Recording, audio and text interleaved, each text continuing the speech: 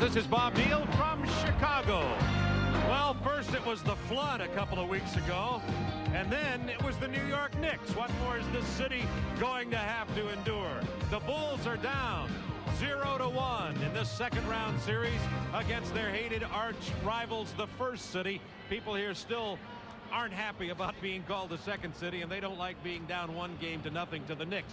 How did the Knicks do it? Everybody thought they were going to get swept by the defending world champion Chicago Bulls. Well, here's how you spell upset. Unsung heroes. That Knicks bench was spectacular, particularly Starks and Anthony. Patrick Ewing played one of his biggest games against the Bulls. They started great in the first quarter, something the Bulls usually do. Eliminated that Bulls running game. Only 7 Knicks turnovers, and the Bulls' vaunted defense came up with only 1 steal. So that's how the Knicks spell upset. Now, how do we spell the Knicks coming back for game 2? What kind of mental condition do you think they'll be in tonight?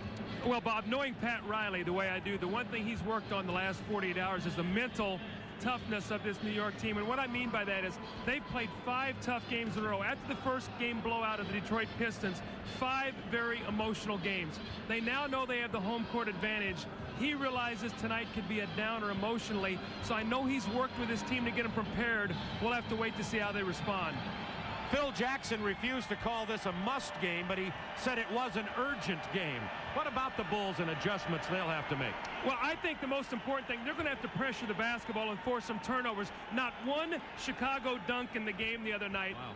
Fast break points were basically nil. Only 1 steal. They've got to create some turnovers, and I think they have to get Horace Grant involved. It was a 1-2-3 attack this year. Pippen and Jordan and Grant. Horace Grant's numbers are down. He needs to play big. The Bulls historically have stopped Patrick Ewing, not so in game 1. How about tonight?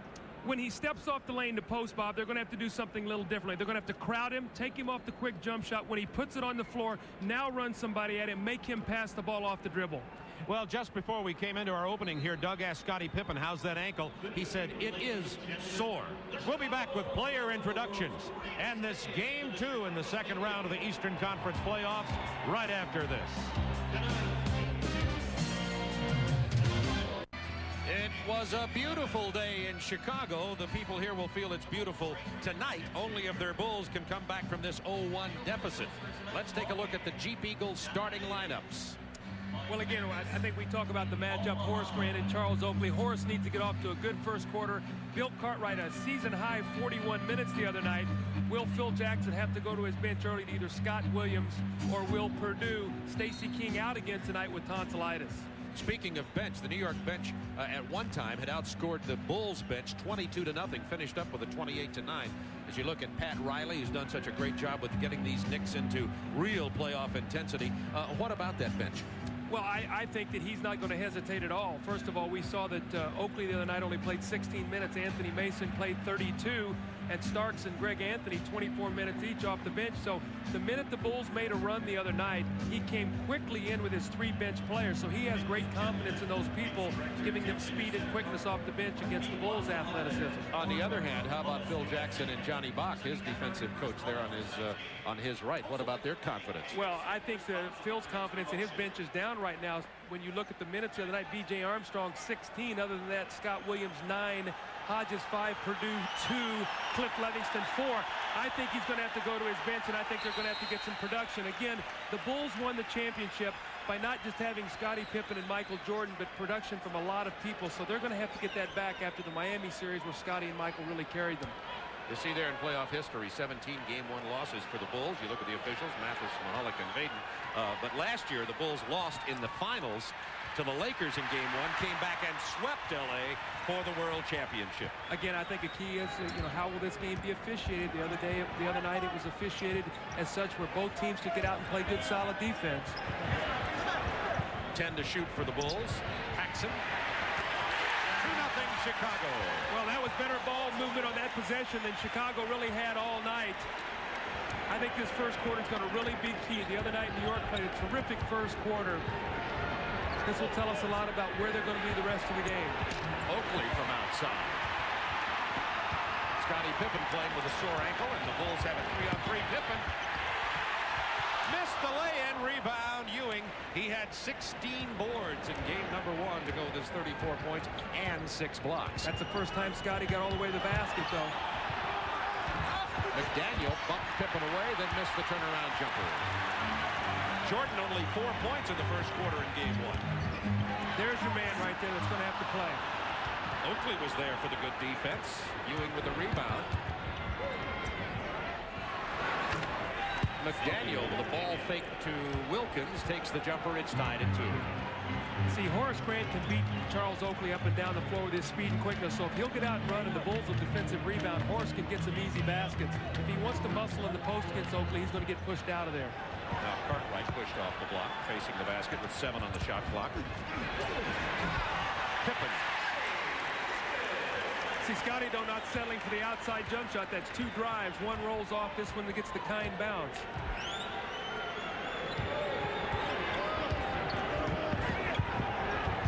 Action Jackson. Gerald Wilkins to Patrick Ewing. Way away from the basket. He was successful with this shot in game 1.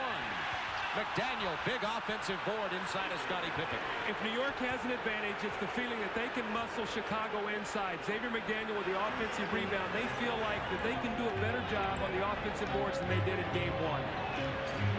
Horace Grant gave Michael Jordan the pick for the jumper. Michael's first points of the night.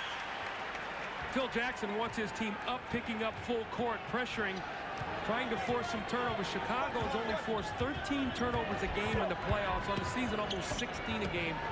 Their pressure defense is down right now. Knicks with only 7 in game 1. Pippen punches it away. 6 on the shot clock for New York. Play called. Charles Oakley will inbound. Wilkins, that's a 3. There's another offensive rebound. Now Ewing all alone on the baseline from Oakley. Nice pass by Charles Oakley. It's muscle against speed and quickness right now when you face these 2 front lines. Trying to deny Jordan the penetration. First foul of the ball game called against Mark Jackson. See, one thing New York does very, very well, and I think it's one of the reasons they were able to beat Detroit, is Ewing defends screen roll so very well. He jumps out and he chases you away and does not allow you to turn the corner. The Detroit guards could not get in the lane. Pippen and Jordan have had the same difficulty. Traveling called on Cartwright. Tied at 6, 9 minutes to go first quarter. Bill shuffled his feet as he tried to bang against Patrick Ewing. Cartwright loves to get contact. Patrick backed off him when he did. Cartwright was called with shuffling his feet. Full court pressure from the Bulls now. There's the trap. There's where they're very effective right here. They're going to make Oakley handle the basketball, and Horace Grant is so quick that he can double team the ball and still get back. Saw very little of that end-to-end pressure from the Bulls in game number 1. When they did, the Knicks handled it very well, particularly Anthony Mason off the bench. Ewing. Hold it. Got a little action here going already. Xavier McDaniel and Horace Grant. Everybody trying to call tempers. Neither team wants to lose one of these players.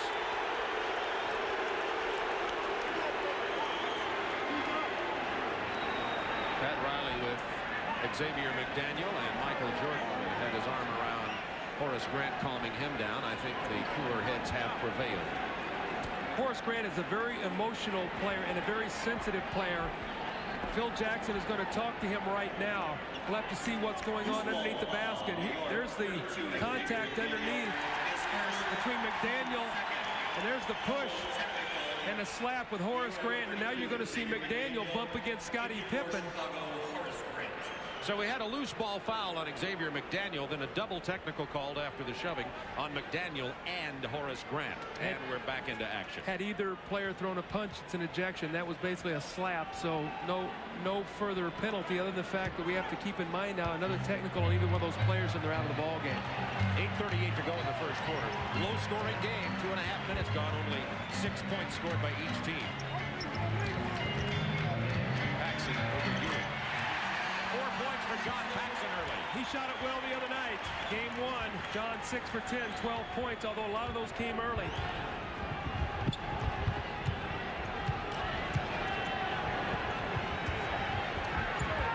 The Bulls half-court defense intense here early. 8 to shoot. 3 seconds called on the Knicks. That's a violation and a turnover. Bob, as we watch the New York offense, we'll get a chance. They're crossing their guys underneath. McDaniel and Oakley are continually crossing underneath to try to confuse Grant and Pippen. We'll watch as the game goes on, but they bothered him with screening across the other night. Pippen on the drive. Ewing with the block. Oakley the rebound. 3-on-2. Jackson passing to McDaniel for the jam. We're tied at 8. 7:46 to go first quarter. I'll tell you what, Patrick Ewing has got 22 block shots now in the playoffs.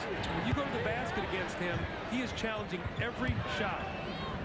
Clearly the league's dominating center.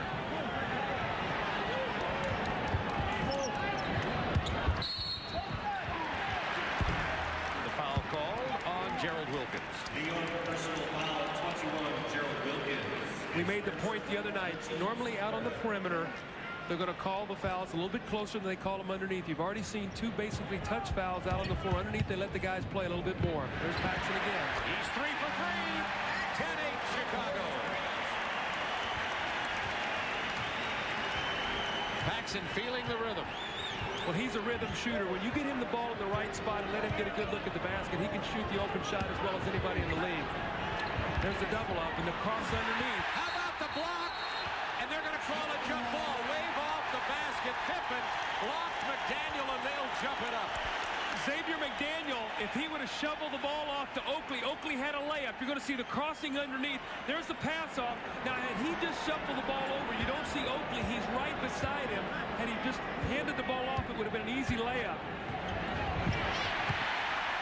McDaniel not ready for that jump. Chicago ball leading 10-8, 6:58 to go in the first quarter. Chicago scored only 16 points in the first quarter on Tuesday night. Pippen inside again. 8 seconds to shoot. 5. Turnaround from Jordan on the wing. Boy, Horace Grant went down again. The Bulls coaching staff is furious right now. That's twice now Horace has been down. Wilkins over the double team. Nice offensive play. Well, they got a little cross match there. Paxson got caught on Wilkins. He used his size advantage, just backed it down. Michael Jordan tried to come over just a little bit too late to get there. We have to keep our eye, too. If John Paxson continues to blow hot in this game, Bob, you might see Anthony come in early because his speed and quickness bothered Paxson the other night. Mark Jackson right now, not nearly the defensive player Anthony is, and he's struggling a little bit with the leg that he hurt in the Detroit series. Bulls by 2. Jackson open. As I said, he's struggling with that leg, so he turns the corner and lays it in. They were thinking the same thing. That was a clearer lane than any of the Chicago freeways have been the last few days. It's tied at 12. 5:48 to go in the first quarter of play. Knicks have come out here strong once again at Chicago. Well, the Knicks have come out strong again. It's 12-all here, 5:48 in the first quarter. Let's see what happens here. If we hold it right there, there's confusion here. You don't even see John Paxson. He's over on the other side. But basically a double screen. So as Mark Jackson comes in here, actually a double pick where Cartwright screens his own man. And if we hold it right there, no reaction by Michael or Horace. Both of them let him turn the corner and go right to the basket for the easy score. Gerald Wilkins picked up his second personal foul. Team fouls, by the way, the Knicks 4. The Bulls have committed none so far. And look at this shooting difference as Starks checks into the game. On Tuesday, at this point early in the ballgame, the Knicks had shot 27%, Chicago 11%. Tonight, the Knicks are 6 of 11 for 55, and the Bulls 6 of 10 for 60. Big difference in both teams. I think Chicago's gotten better shots at the basket. Paxson specifically early has gotten off to a very good start hitting 3 outside shots. Starks comes in. He's all over Jordan trying to defense him out of the post. Called for his personal. That's 5. The Knicks are in the penalty. I think another thing we're seeing is Michael Jordan is posting here early in the ball game, trying to put the pressure defensively. Wilkins already has picked up 2 fouls, as has Starks. We talk so often about Michael Jordan and his terrific post play, so let's see if Chicago continues to run him in there, cause problems for the New York guards. And once again, free throw shooting troubles. The Bulls centers couldn't hit any free throws up 1 for 8. Came in for 2 minutes and we went 0 for 4. And Cartwright struggled too. 1 for 8. 1 for 8 between Williams, Purdue, and Cartwright the other night. As a team, they shot 15 for 23, only 65%. And I don't know how many times we talk about rebounding and free throws being vitally important in a playoff game. And the Bulls usually with a substantial edge in getting to the line and hitting free throws. Well, what you want to is when you make your free throws, now you can pressure defensively. So now Chicago gets a chance to set up their pressure. This is tough. Let's see how they handle it. Once again, the Bulls force Oakley to handle. He goes down. It's out of bounds. Chicago Bulls. This is what they want. Oakley handling the basketball. Charles has got to pick up the basketball and find the open man. Horace Grant is exceptionally quick, and he forced Oakley here to turn. Had he not fallen, Pippen would have stolen coming in from behind. Bulls by 1. 5:29 to go in the first quarter. Jordan against Starks. Again, differential in height. Going into the post. Blocked by Oakley. 9 seconds to shoot for Chicago. Well, you don't see that very often. Charles Oakley, not what you would call a great shot blocker. In fact, in the playoffs, he has only 2 blocked shots. We came over on the weak side as Michael tried to scoop that underhanded, helping him block it. Yeah, but it was good defensive positioning. That was a low-release block, and that was, I agree. Underhand helps. 7 to shoot. Starks trying to stop Michael. Starks lightning quick.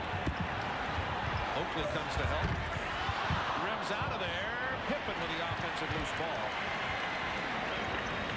Boy, going back in the post to Michael again, they're trying to get another foul on Starks. This time, nobody can stop him, and Michael Jordan has 7 early. See, I think that's every coach's nightmare, Michael Jordan posting up against your other big guard, because he plays in there like a man about 6'9". And now with the free throw situation, both with him being in the penalty, he's going to shoot 2 free throws every time he's fouled for the rest of the quarter. Starks only weighs about 175 pounds, too. He doesn't have a lot of strength to be able to push Michael out of there. It's a 1-point game. Jordan and Paxson with 13 and Chicago's 15. Make that 15 of the 17. Really feel that Michael's trying to make a statement here in the first quarter. He's coming out, and normally he does that when he wants his team to get off to a good start in the first quarter. He tries to have big first quarters. He had only 4 in game 1, 4 points. Pippen went for the steal. McDaniel into Ewing for the jam. It's a 1-point game. I will tell you this right now. The New York Knicks are playing a much more inspired game right now than I thought they would be. The mental edge I thought would be a little bit off of the other night. Now, we'll have to see whether they can sustain it for 48 minutes, but they are playing very intense basketball right now, not backing down an edge. Once again, Jordan posted. Backing Starks in for the turnaround. Jordan has 11.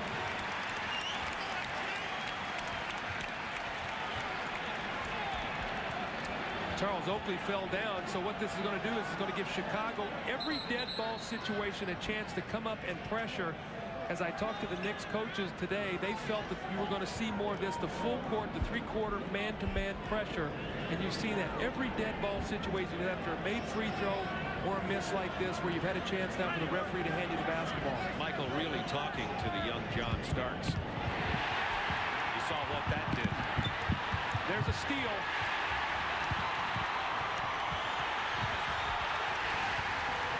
Credit Michael Jordan with that one.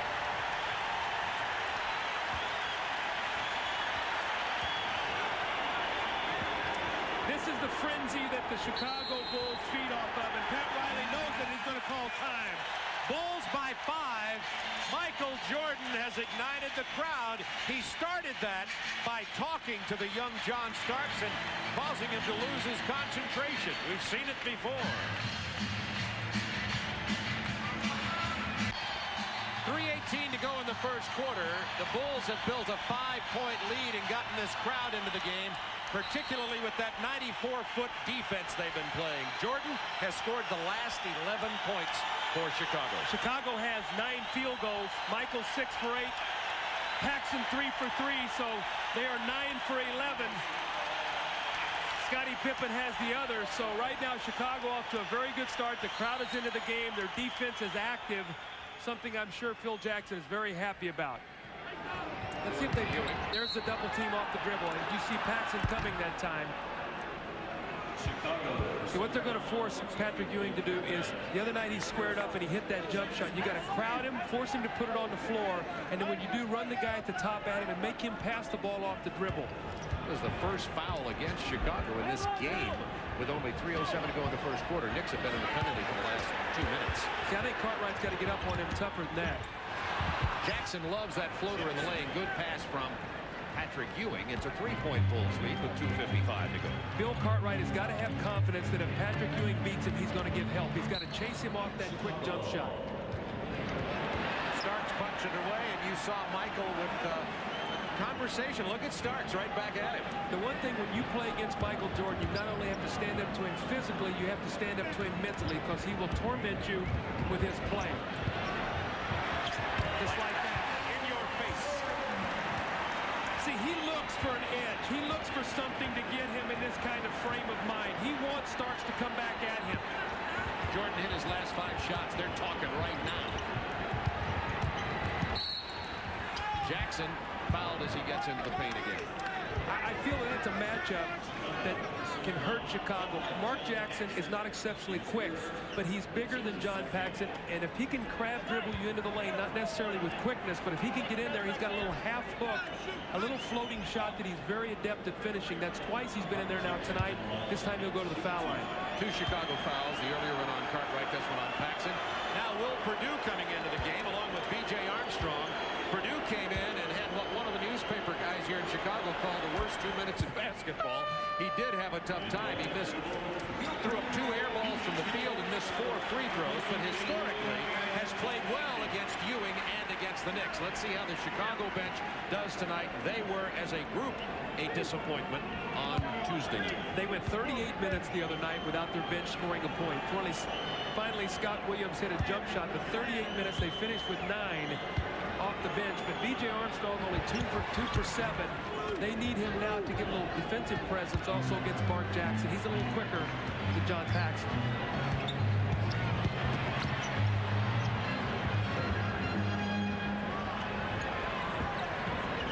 Jordan has hit his last 6 shots, now has 17 points. You know what, I'm sure Pat Riley's trying to look for a little bit of a silver lining here. Good save by Starks. But right now, Michael Jordan is the offense. Pippen. Coast to coast. Jammed in by Perdue, but wave it off.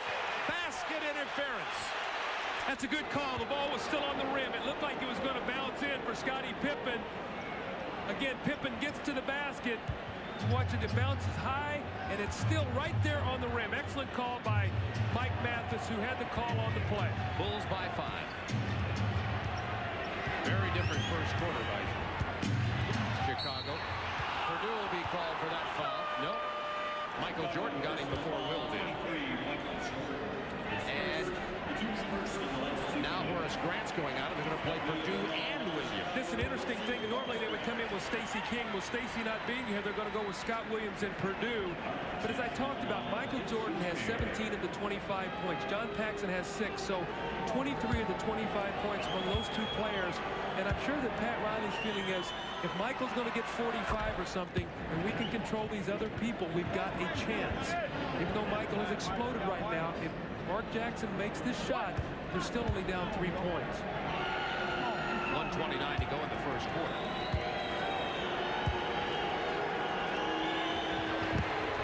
Jackson makes it a 3-point ball game. Jackson has scored the last 6 New York points. Jordan the last 15 Chicago points.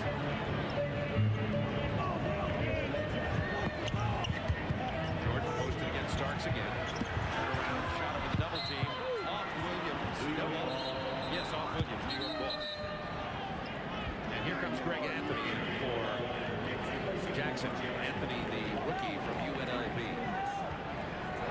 Exceptionally quick and fast, has a tendency sometimes to get a little out of control. He's got to be very careful not to take this too much of a challenge.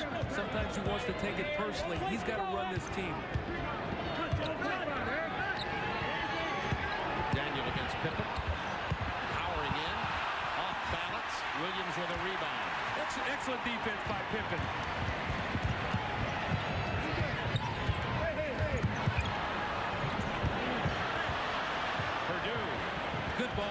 Chicago.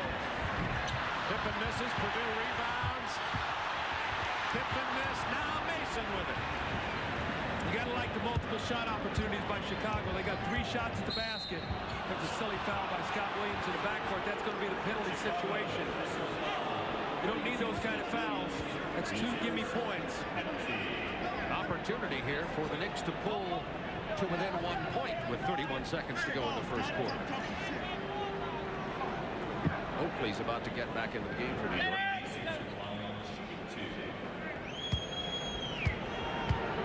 Anthony Mason is 6'7", 250 pounds from Tennessee State. Was a little too skinny when he played in college and decided to go to a weight program, and he may have overreacted. Yeah, I saw the quote in the paper. He said, "I think I overdid it."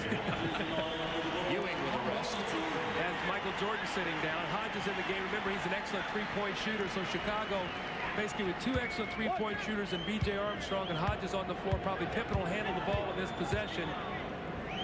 Free those 2 guys up to shoot.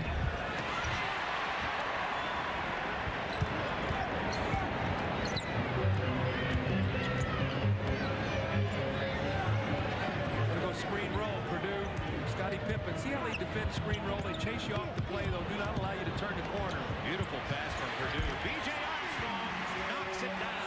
I didn't think he had his hands on the ball. He looked like he did not have the grip of the basketball. He wasn't able to make the shot.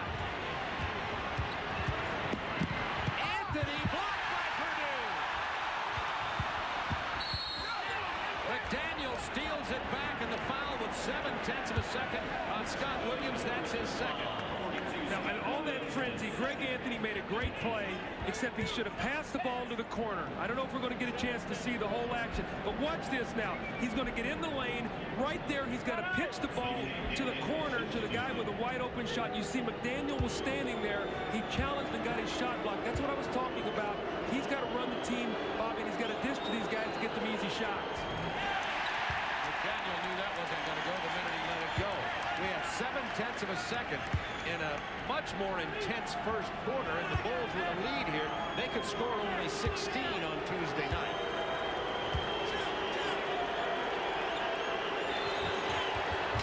Try a full court pass here to Pippen, see if he can catch it. Intercepted by McDaniel. And at the end of the first quarter, we've got another good one going here. Bulls 27, Knicks 24.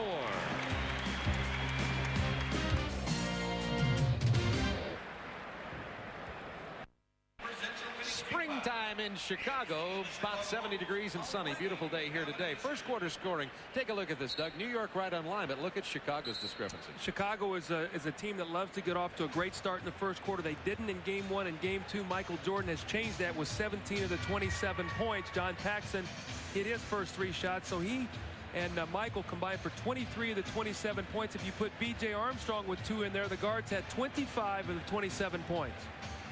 Michael Jordan just off to a blazing start, 8 of 11 field goals, 17 points in the first quarter. B.J. Armstrong in at the point for Chicago now. Bob, let's talk a little bit about this second quarter. The other night, the Bulls got themselves in trouble when Michael and Scotty both sat out in the second quarter. Neither one of them were on the team with the second unit. Tonight, you see Pippen on the team on the floor with the second unit. He stabilizes that team. He makes them better as a group than they are individually. So let's see what happens. Starks lost the dribble after the defense from Craig Hodges. Purdue playing Oakland. See, New York actually going without a center. They're going a 3-forward attack with Mason, McDaniel, and Oakley. 7 to shoot. Starks from long range. Horace Grant grabs that board. Bulls by 3. Bulls by 6. Well, Greg Anthony fell asleep that time. He retreated defensively against B.J. Armstrong. We've talked about his excellent shooting. B.J. Armstrong called for the foul. That's the first team foul in the second quarter. Off his leg. Boy, he's very fortunate that ball went in the backcourt. I'm surprised that wasn't over and back because it went off his leg. Absolutely.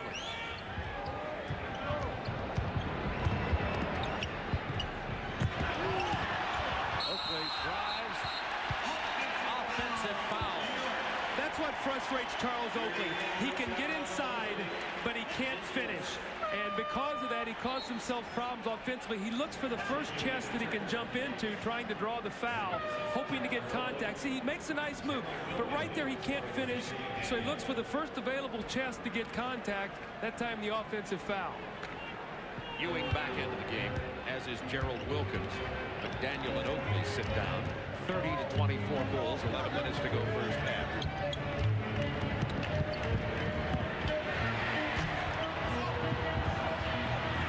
Mason with the rebound for the Knicks. New York's got to go to Patrick Ewing. With this lineup on the floor right now, they've got to get the ball inside to him against Will Perdue. See if he can exploit that matchup with Cartwright resting.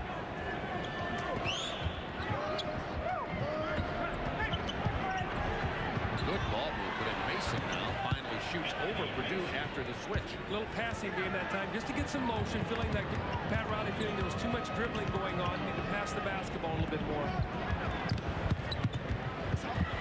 Well, I tell you, they're doing a great job against Pippen. They're giving him nothing.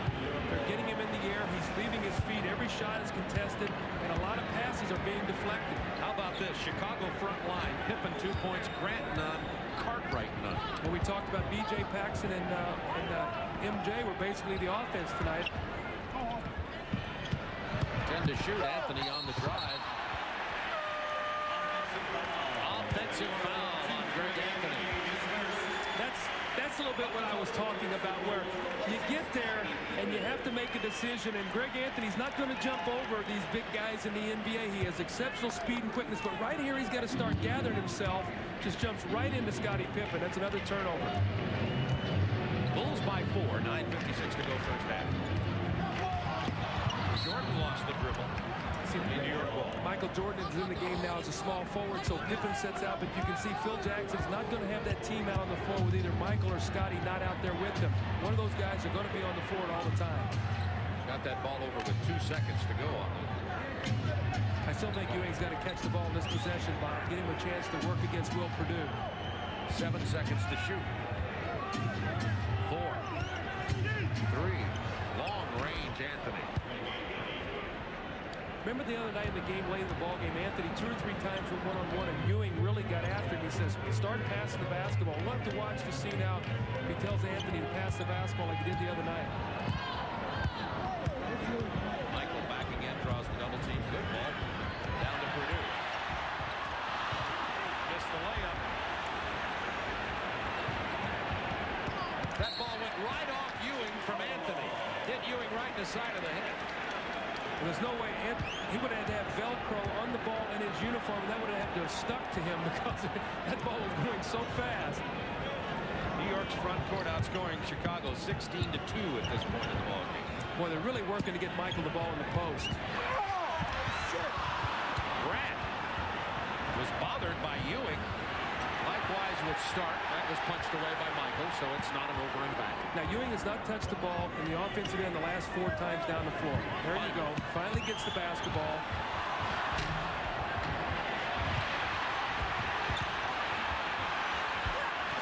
Rebound, Grant. Ewing got it in close. He had a great shot. He just missed a little 6-footer in the lane.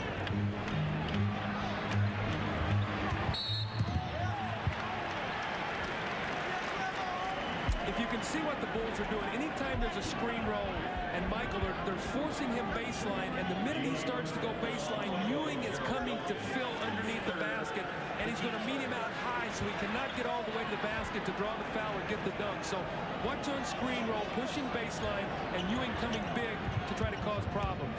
3 fouls on Wilkins. Broken up, good Knicks defense, nice pass. Starks with the catch. They wave away the basket. Hodge got him on the way to the hoop.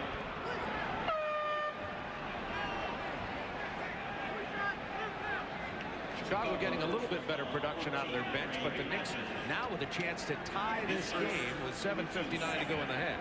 The question you have is Michael Jordan is working very, very hard early in this ball game. He's scoring big, but he's working hard for everything. You have to wonder if fatigue will be a factor. The other night I thought he got a little tired. He played in game 1 44 minutes. And so somebody else is going to have to start producing a little bit for him, Bob. Right now, Scottie Pippen struggling. Scott Williams and Livingston are going to get in the game for Chicago. Kiki Vandeweghe on the floor for the first time in this series for New York. Now the reason that's a two-shot foul, it's only the second Bulls foul, is because there's a rule that says clear path to the basket. And as he caught that ball, the referee ruled he had a clear path to the basket, so when the foul was made, he gets the 2 free throws.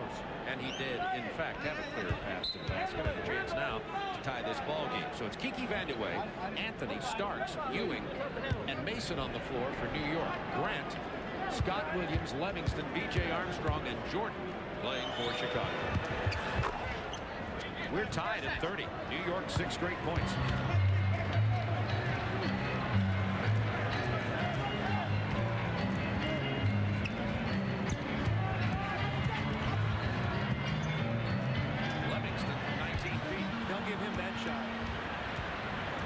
Starks. Look at these lightning quick guards. Starks and Anthony. You got it. Starks and Anthony cause the Bulls problems. They have speed and quickness, and they can get out on the open floor. So when there's an opportunity, they will take advantage of it. That's an 8-0 run by New York. And they've got the lead 32-30.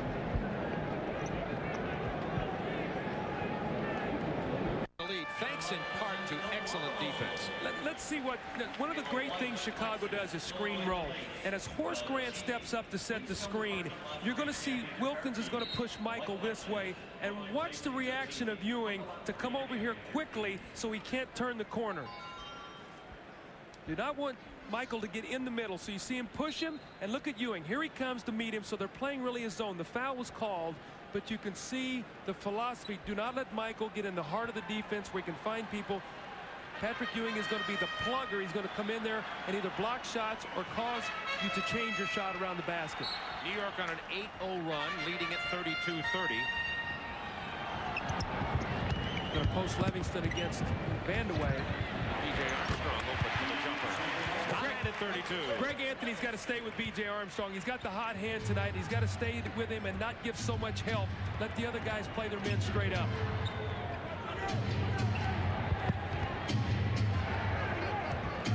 Chicago has only one field goal from their front court tonight. It's been all guards. Chicago also only one basket off the break tonight. Traveling call. New York turnover.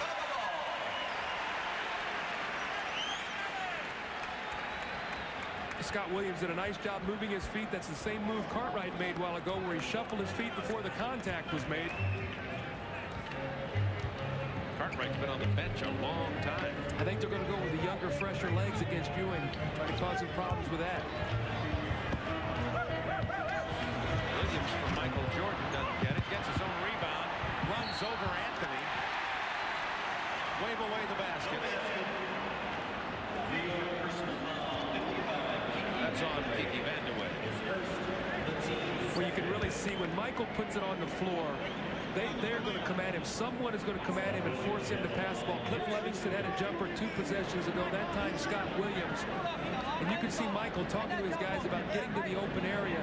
This is something Detroit did a few years ago, and the supporting cast was not able to come through. Last year they did, so they're going to have to start making some of these outside shots. At the conclusion of tonight's game, Doug and I will be selecting the Budweiser player of the game. Bulls by 1. Pippen back into the game. B.J. Armstrong goes to the bench. Scottie Pippen has 1 field goal. Grant has not scored. Neither has Cartwright. Interesting lineup here. Pippen and Jordan as guards. They're going to go big guards, and they're going to go a bigger front line, really without a center. So see if they can take advantage of the smaller New York guards. Starks now playing against Pippen. Anthony against Jordan.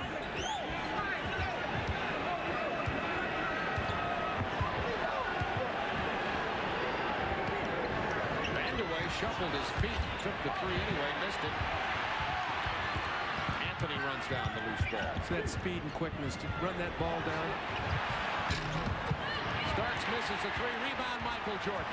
Now the Bulls on the run. To Pippen. Livingston is fouled.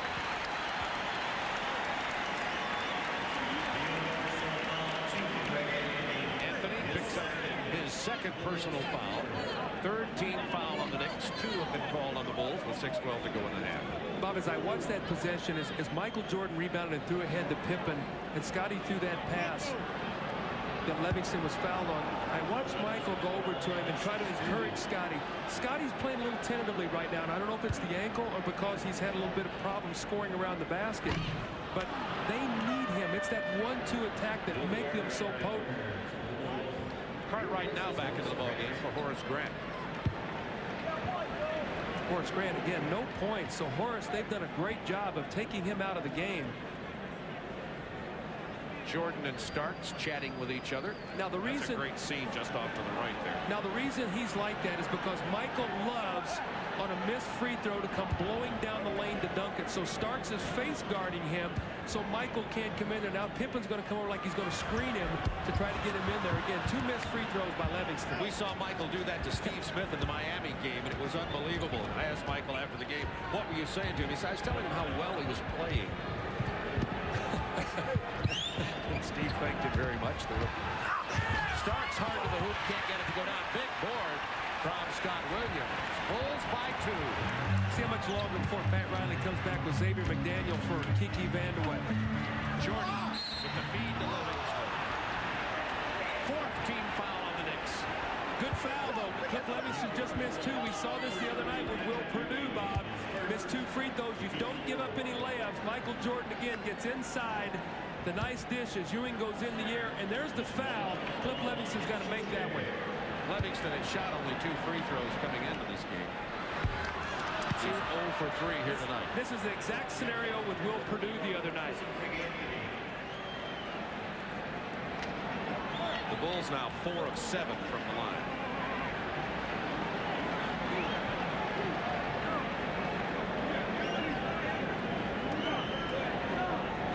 Mathis having difficulty out there trying to get everybody in position for the free throws.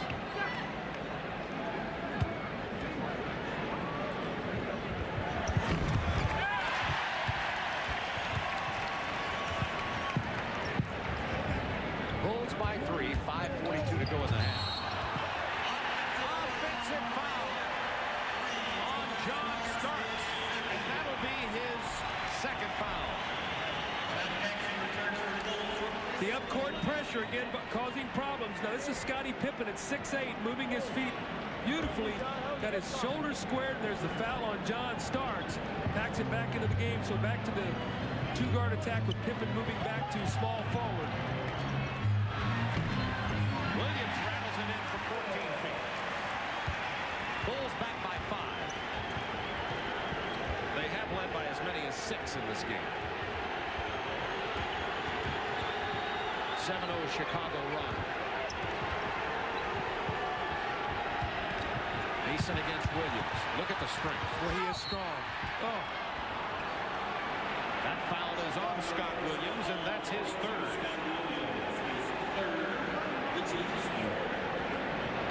But Chicago with so many front court players in Perdue and Williams and Cartwright and Livingston and Horace Grant, they've got a lot of fouls to give down there. Yes, they do. I think the one thing that Phil is concerned really right now, not so much as the defensive fouls down low, but I think he's worried about the offensive production right now because it's been a chore for Chicago to score in the half court. They've not been able to get out and get these easy runouts and these dunks and get this crowd involved in the game. Anytime they've done that, Pat Riley's called timeout. So in a half-court game, they have struggled. Michael Jordan had a big first half with 17, and Paxson had 6, and B.J. Armstrong 7, so the majority of their scoring is coming from their perimeter people. McDaniel back in for Kiki Vandeweghe. Chicago trying to reinsert Horace Grant. Jordan's turnaround over Starks. First points of the quarter for Michael Jordan. He had 17 in the first quarter, but now with 4:47 to go in the half, gets his first field goal. Ewing has had only 4 field goal attempts. He hasn't even touched the ball that much tonight, as Doug has been pointing out.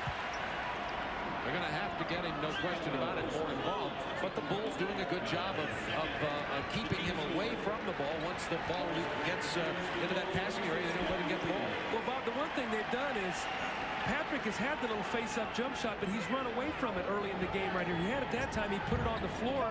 The other night, he was shooting that shot against Cartwright. And knocking it down. See, he was stepping out off the lane about right where he is right now, squared up, and that's the shot he was taking. He's wanting to put it on the floor now and create, and the Bulls want that. They want him to be a passer.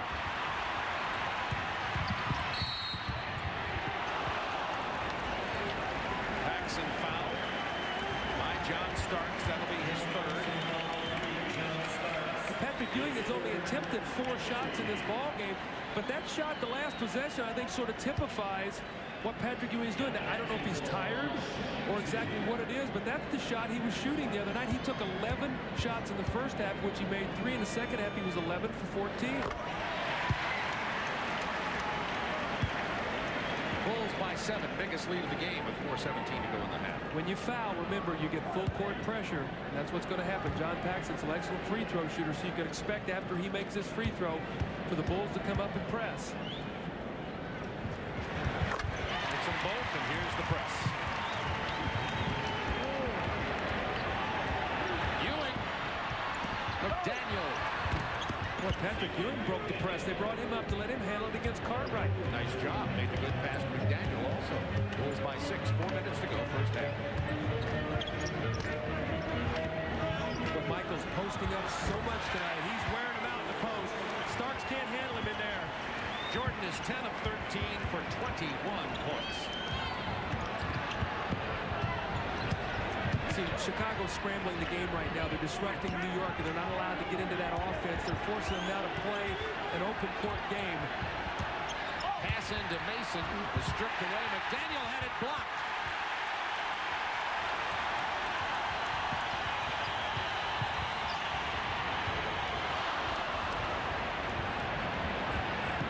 New York's got to be real careful when they take quick shots. It's going to play right into the Bulls' hands because this is the kind of game Chicago wants right here.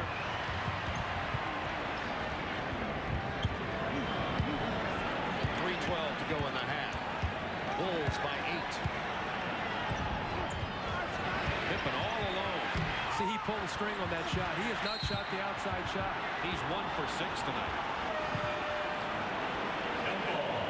We'll have a jump ball.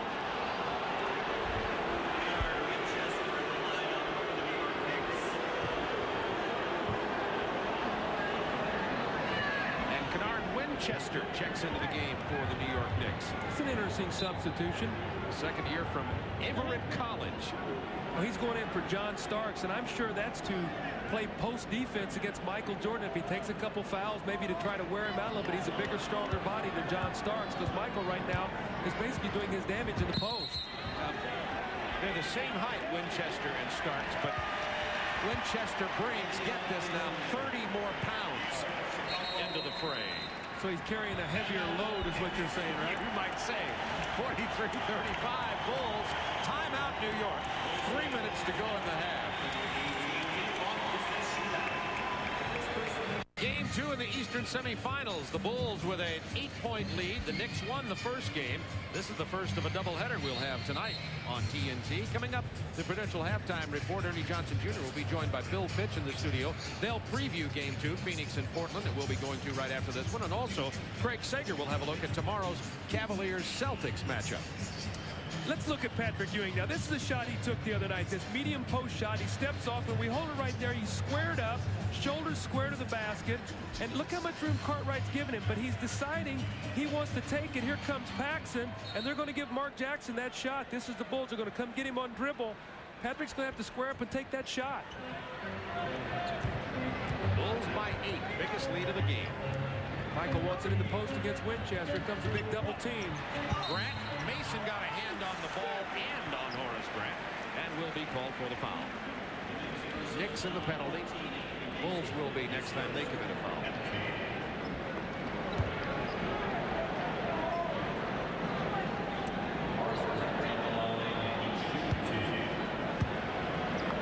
Grant with his opportunity for his first points tonight.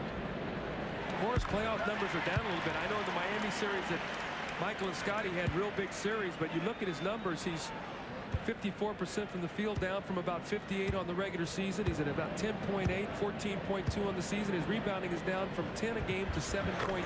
So I really believe they've got to revitalize Horace Grant as they move on in this playoffs.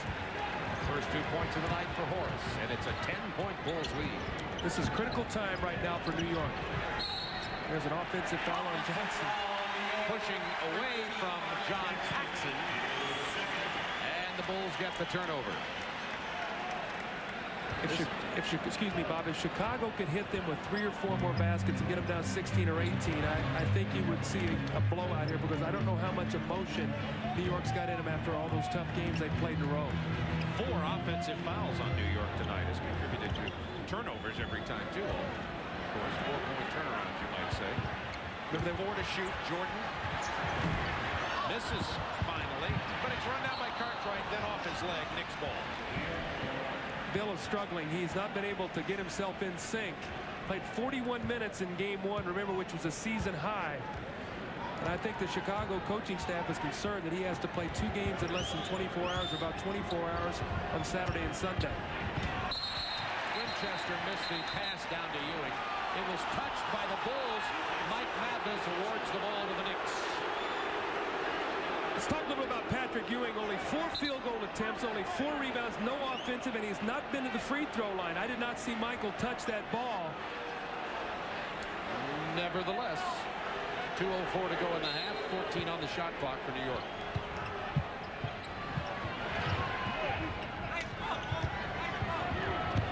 Kennard Winchester.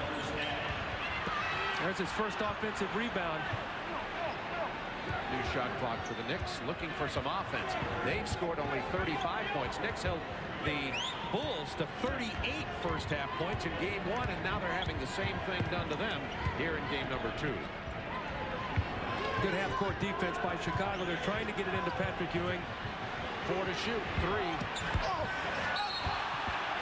Loose ball foul on New York. Anthony Mason's second personal. Patrick Ewing took that jump shot. He did not have his legs underneath him, but he thought he had to beat the shot clock. He had 2 seconds. That's all he had. Yes, he had to get it up there. Very frustrating first half. You got to credit the Bulls defense. They've done a tremendous job. They forced turnovers, something they did not do the other night, although they did not get a lot of steals. As you pointed out a while ago, Bob, 4 offensive fouls, and at least 2 or 3 underneath the basket were offensive foul, or excuse me, rebounding fouls where they've pushed off and allowed Chicago to get to the free throw line. 15 fouls have been called on New York in this first half, and the front court free throw shooting woes continue.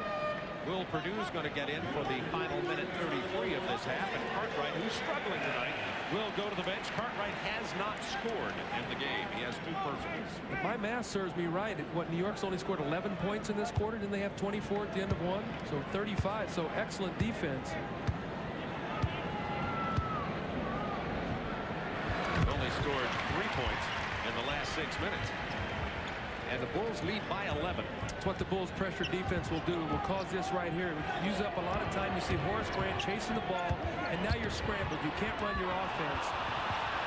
Good pass from Mason to McDaniel, and Xavier McDaniel has 11. What they want to do is disrupt your offense. Do not allow you to use the clock and use time. Get you into their style of game, their pace. Jordan with 21, looking for more. Pippen from behind Purdue. Pippen on Grant. 1 for 7. See, they're not allowing him to get in there and get that dunk shot. They're not giving him anything easy. So that field goal is not going quite as easy for Scotty. He's looking at it a little bit more than what he'd like to. Phil Jackson talking to him right now. Chicago calls a 20-second timeout. 52.6 seconds remaining in the half. This is really interesting. Deja vu in reverse, if there's such a thing. Halftime score on Tuesday night was Knicks 46, Bulls 38. We're 46-37 here, just reversing cities. Pat Riley with his charges. Patrick Ewing only 4 points tonight. As Doug has been pointing out, he's been tentative of taking that 16, 18-foot jump shot, giving up the ball to the guards, and the guards haven't been knocking it down. And Bob, I think also too with the pressure defense, with Chicago scrambling the game, then open shots are being presented to other guys a little bit sooner, and they're taking them. They're not being patient enough to get the ball in Patrick's hands. I think that at least every 3 times down the floor, he's got to touch the ball just so he gets a feel to make the guys play defense inside, and he can create shots out of a double team if he can't get his own. 17 on the shot clock for Chicago. 10 to shoot.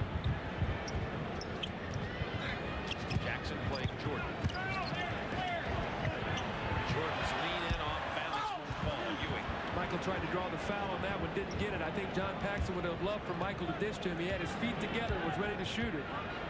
Ewing with 6 rebounds. 4 points.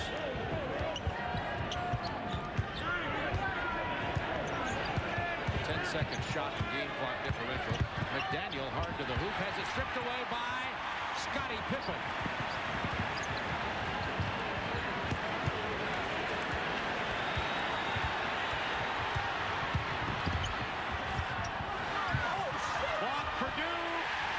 Shouldn't count. Oh, if they're going to give it to Purdue at the buzzer. I thought the Bulls an 11-point lead.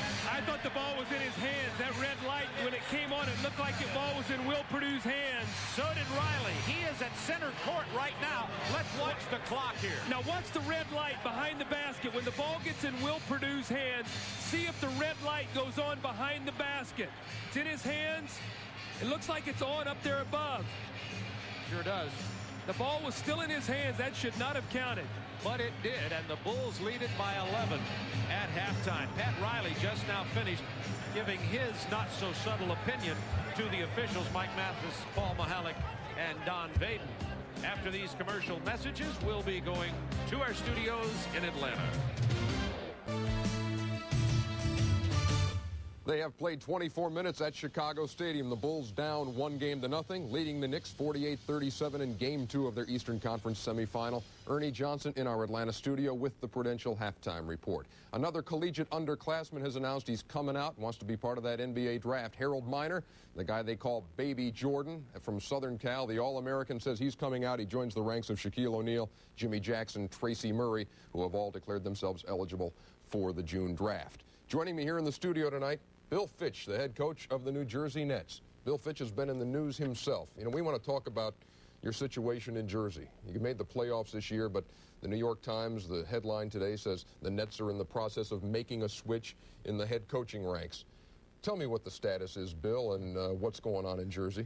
Well, I've read those headlines since December, and not a heck of a lot is different other than that I met with one of the owners today, and I plan on meeting with David Gerstein when I go home to Texas. The only thing I can tell you, we spent a lot of time today talking about length of contract, and it was somewhere between 3 days and a little longer than that. And other than that, I think you have to say that that headline is wrong as of today, but 5 days from now it could be 100% right. You know, there might be some who say, hey, Bill, you look at what happened this year, players talking back to you, that kind of thing. The heck with it. You know, who wants that job? But what is your feeling on the head coaching job in New Jersey? Well, I think a lot of times, you know, players are going to talk back. They've done that for some years. Sometimes it's better that they do than that they don't. We had some unusual circumstances through the whole year, and I'll be the first to say that I took some unorthodox coaching methods this year, things that I never dreamt I'd ever do or whatever, but the main thing was to get the horse across the line or get the airplane down. And I think our franchise desperately needed to be in the playoffs. I think that we had a pretty good season. Our fans, you know, a lot of times they would come disguised as empty seats, and now we've got some people coming. There's a lot more enthusiasm for the program, so I'm happy for that. As for what I do tomorrow or the next day, that really isn't a big concern of mine right now. I'm more or less laying back and trying to adjust from this season. And being like the folks at home are watching an NBA doubleheader here tonight. Game 2 is going to be the Portland Trailblazers, Phoenix Suns. Portland with a 1-0 lead. Coach and I want to spend some time now with Kevin Duckworth, who is standing by live in Portland. Duck, you won Game 1, but I look at the stats and you shoot 39% as a team. The other guys shoot over 50%. You consider yourselves lucky to win that game? Very fortunate. You know, we shot pretty bad, but then we crashed the boards pretty good. You know, it's just an all-around physical game. If you look at the stats, we should have lost the game. But you got to look at the overall play of the game, the hard play and the hustle. Bill Fitch with us here in the studio, firing away at Duck here, Coach. Well, Duck, you've got a few more days now of preparation. What's the biggest change for your assignments, the job that you have to do, say, against Phoenix in comparison to what you had to do against the Lakers? Well, it ain't that much different. You know, one of the key things that we have to do is to control the penetration by Kevin Johnson. And to slow down the Hornacek on his jumpers, because, you know, Kevin penetrate, and when he dished to Hornacek, caused a lot of problems for us. We got to control the boards, too, because Lang and West, them guys right there can jump, pretty good leapers, and can get, you know, a lot of rebound. Duck, is there a feeling on this Portland ball club, though, that if you do control the backcourt of Phoenix, if you shut down KJ and Horns, that this is in the bag for you? Yeah, we feel that we're in control, you know, because if we can shut them down and get out on the floor and run the floor, get easy baskets, then that's the key for us. Let me ask you about this team compared to the team that went to the NBA Finals. How much better are you now? Is this a better ball club? Well, I can't say it's an all-around better club. I think we're just more mentally tough. You know, people always say that it takes 2 or 3 times to get there to realize what it takes and the hard work and to be prepared for it. And I believe that this team has the attitude and just the hard work effort for it. Well, you got game 2 coming up in about an hour out there. We certainly appreciate you taking the time. And thank you very much. Good luck to you, Duck. Thank you very much. Kevin Duckworth joining us from Portland. When the Prudential Halftime Report continues, we're going to talk about the Cleveland Cavaliers. You know that bunch, taking on the Boston Celtics. Game 3 preview just ahead.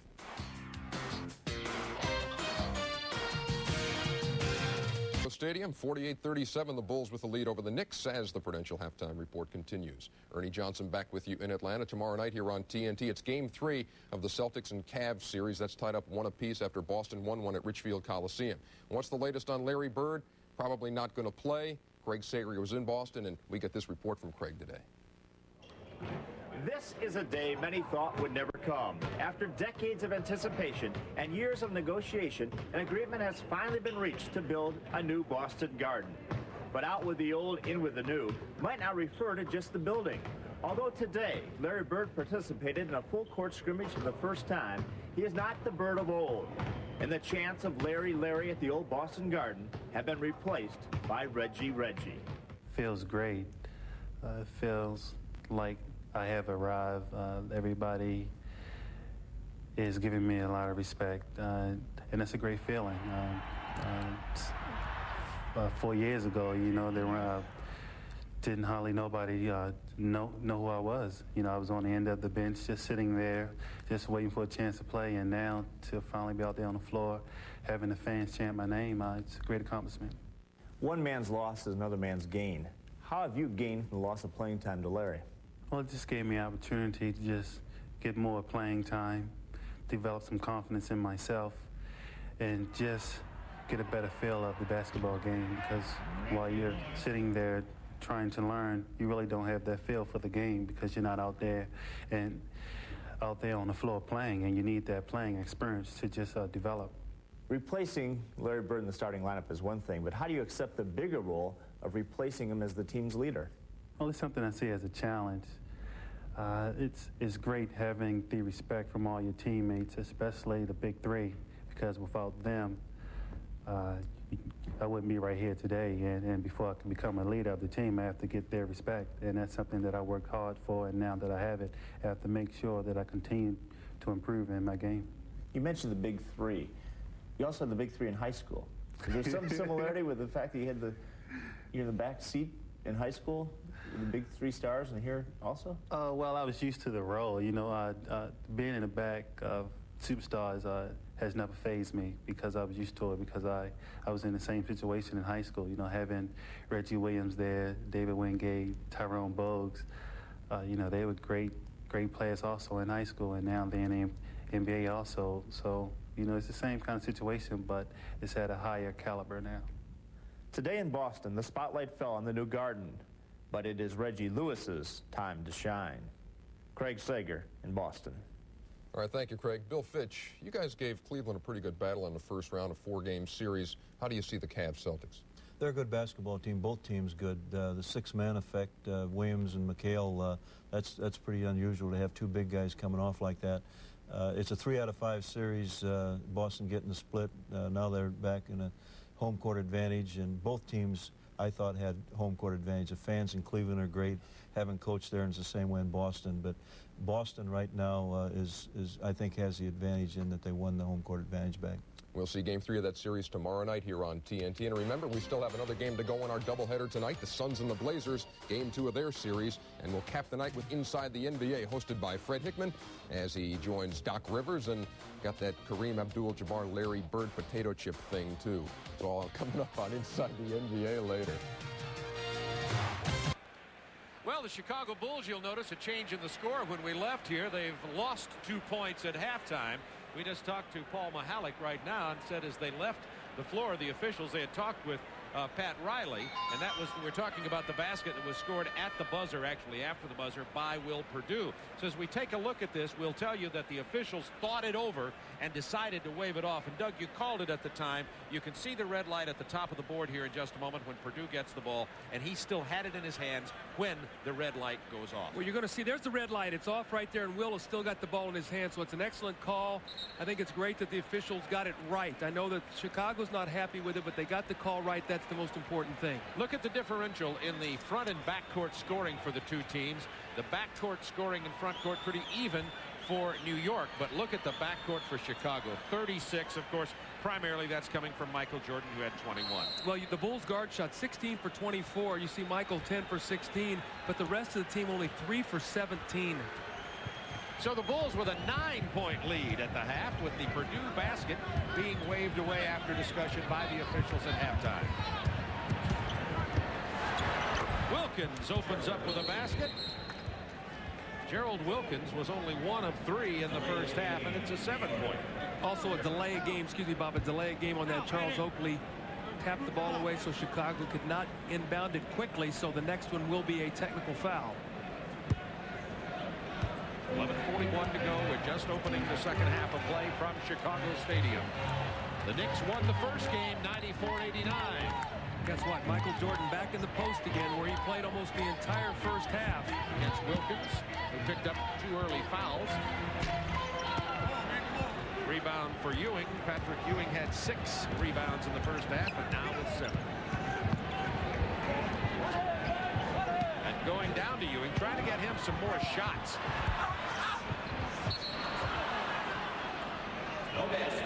Foul on the Bulls. It's going to be on Horace Grant. Oakley got excellent inside position on Grant. He bumped him out of the post, and Horace had to take the foul to prevent Oakley from the easy layup.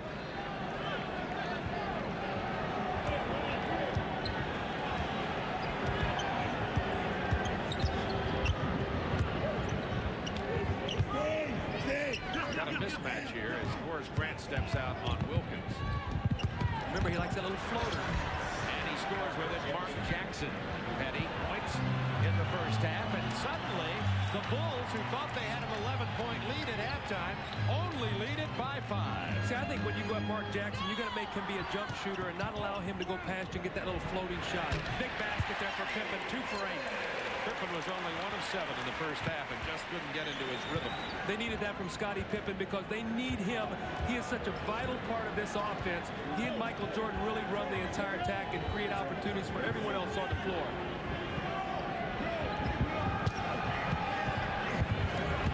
Ewing taking it to the hoop. He draws the foul. Wave off the basket.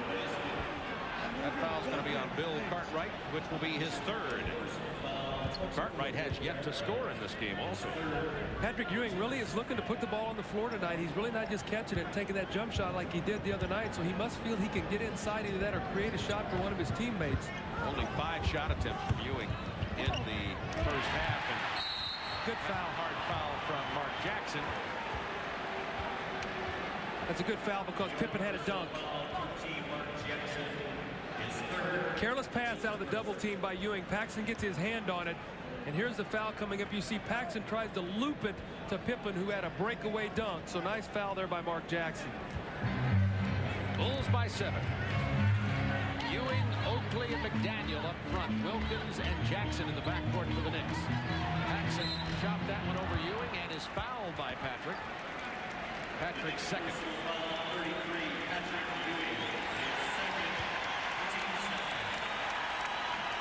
Well, the cardinal rule of jump shooting is don't foul a jump shooter.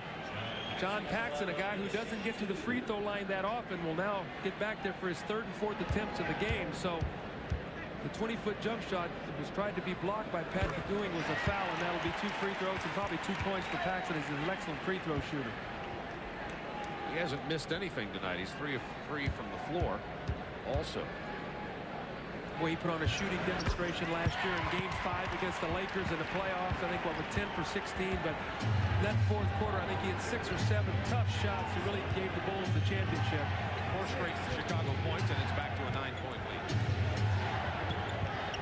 Well, that's a tough shot.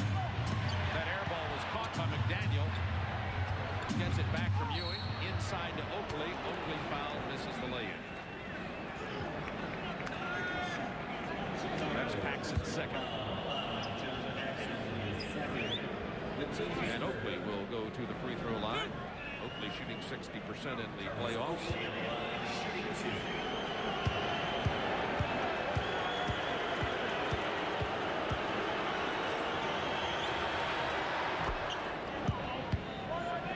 Charles Oakley came out in game number 1 and really came down hard on Bill Cartwright to kind of announce his presence, that he was going to play tough against the Bulls. And immediately Phil Jackson, his former coach, walked over to him and said, "Hey, we know you play tough. We don't have to see the demonstration." I was amazed that Charles Oakley stood there and listened to the opponent's coach. Charles will listen to what you have to say. He gives you that rough exterior, but inside he's really a pussy cat. Bulls by 8, 9:23 to go third quarter. Looking for Cartwright in the post. Yet to score in the game. That's his first move.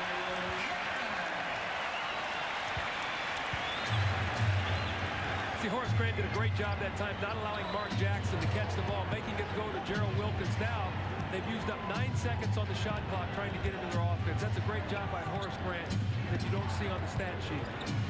Daniel's going to take the 19-footer and drain it. Daniel has 13.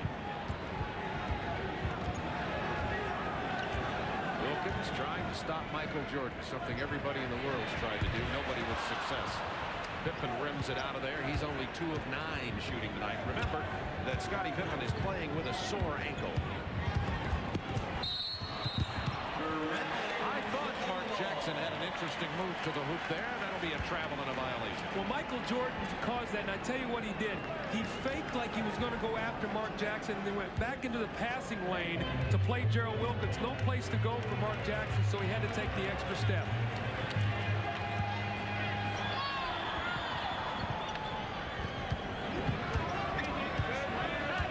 Now they've isolated the side for Michael. 7 to shoot. That's good defense. Gerald Wilkins did an excellent job defensively that time. A hand in the face, that's all you can really ask. Wilkins is open on the baseline. Well, that shot was ugly. He's really been struggling in the playoffs. Look out! Michael says, "Charles, I know you're going to foul me. I'm going to pull up and take this little shot. I do not want to go to the hospital yet." He knows, though. He knows that would have been a big foul. Bulls' biggest lead of the game.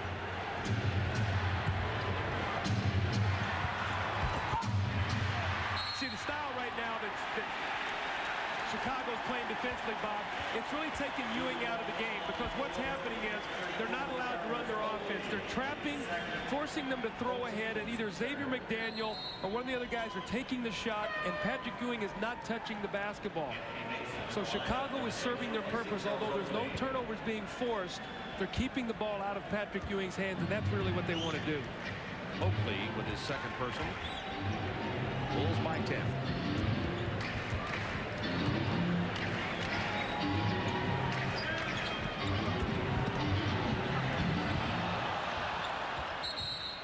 Knicks ball. Patrick Ewing looks like he got either a knee or something, but he is limping coming up the floor. I don't know if he twisted an ankle or got kicked in the knee. Keep our eye on Ewing. Jackson penetrating. Another turnover. Mark Jackson's having a real tough night. 13 New York turnovers, and Jackson has had only 1 assist in this ball game. That's at least 4 turnovers. He had 2 in the first half. He had that bad pass, and he had to walk the previous time down the floor. So that's 4 turnovers and only 1 assist. Looking to Cartwright. Horace Grant, tough move in the face of Ewing. Timeout, Pat Riley. Bulls by 12. That's the biggest lead of the game.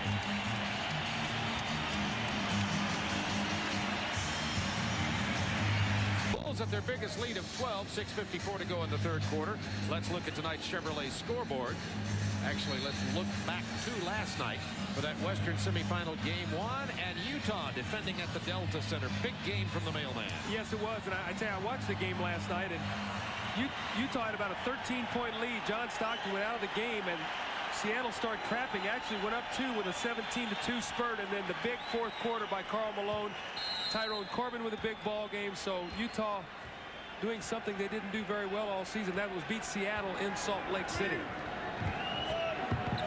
Greg Anthony, the rookie from UNLV, in along with Mason, Patrick Ewing, Wilkins, and McDaniel. Patrick Ewing has more assists, 3, than field goals, 2 on the night. 3 to shoot. Boy, Mason had a shot. He didn't want to take it.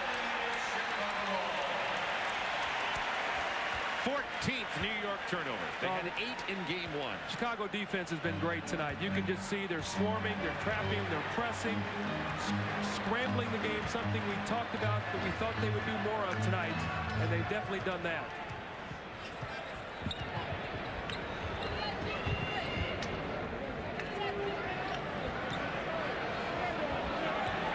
Jordan. Rebound Mason.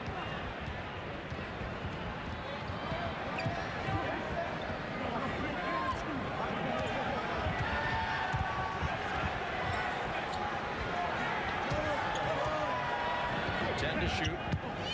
Daniel into Mason. That was good ball movement. And he gets his own offensive rebound to tip it in. And it's a 10-point Bulls lead. Nice job. Good patience that time. That's really the first time this quarter that New York has shown the patience to get the ball, take the time, execute, and make the Bulls play for 24 seconds. Off that baseline screen, Paxson missing. Chicago ball. John Starks gets into the game for McDaniel. So it's Mason, Starks, Ewing, Wilkins, and Anthony. And Michael Jordan, after really being on fire in the first half, has missed 7 of his last 8 shots. Well, we talked a little bit about fatigue, and Michael's a superbly conditioned athlete, but he really expended a lot of energy in the first part of this ball game, getting his team off to a good start. Grant couldn't score, and the Knicks come away with the ball. Chance to cut it to a single-digit lead. Big jam from Gerald Wilkins. Nice play and a good feed from Starks. That was quick.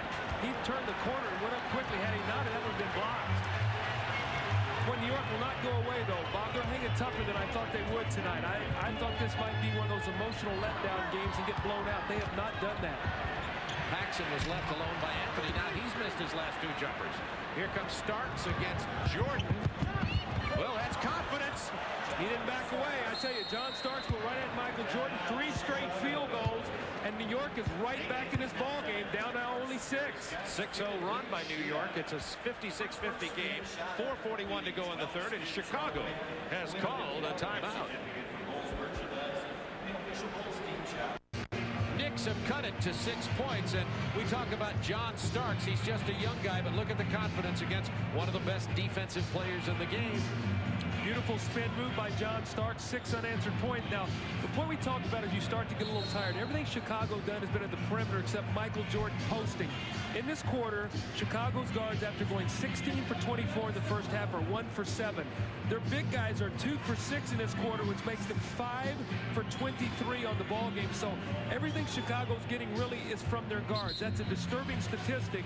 Normally, Scottie Pippen is a much bigger factor in their offense. Michael missed his last 7 of his last 8.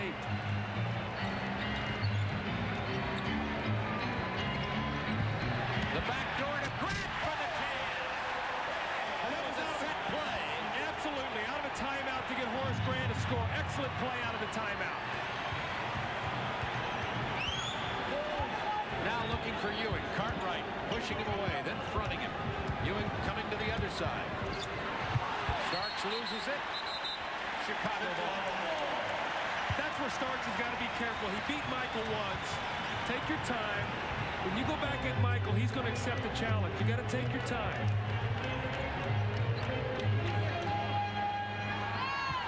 Now posting Jordan against Starks. Isolation. Foul before the drive. Starks will have 4. Personal foul 3. John Starks is 4th.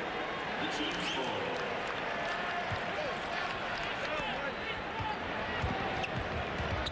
Going right back to Michael in the post this time against Gerald Wilkins.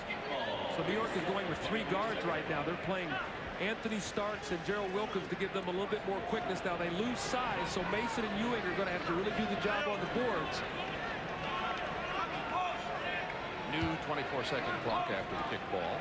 3:49 to go in the period. Knicks with 14 fouls, Bulls with 3. Jackson, he's missed 3 in a row from the perimeter. Knicks ball.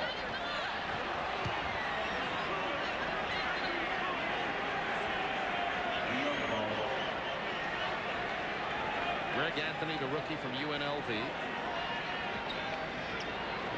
We have a double technical. New York, number 2, Greg Anthony. Chicago, 33, Scottie Pippen. Pippen and Greg Anthony were mixing it up a little bit there, so a quick call from the officials for a double technical. Next time will be an ejection. That's the overflow from the other night. In game 1, Greg Anthony stood Pippen up with a back pick, and there's been a little bad blood, so that's the overflow from game 1. That's why in a 7-game series, things get very, very heated when you see a team 7 straight times. 8-point Bulls lead.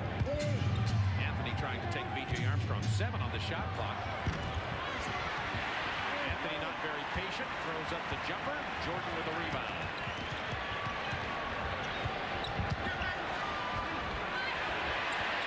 B.J. Armstrong from Michael Jordan. Well, Paxson was a little cold, missed his last 3, so B.J. shot it very well. Phil Jackson came in with him, and he answered. He's now 4 for 5 from the floor. Whistle away from the ball down on the baseline. It's against Chicago. That's Pippen. That's his first. But you look up there, and Patrick Ewing has 4 points in this ball game after having such a big game the other night. But you've got to credit the Bulls defense. He very rarely has touched the ball in the offensive end. Now he gets it. You see where he was. They wanted to travel. Didn't come.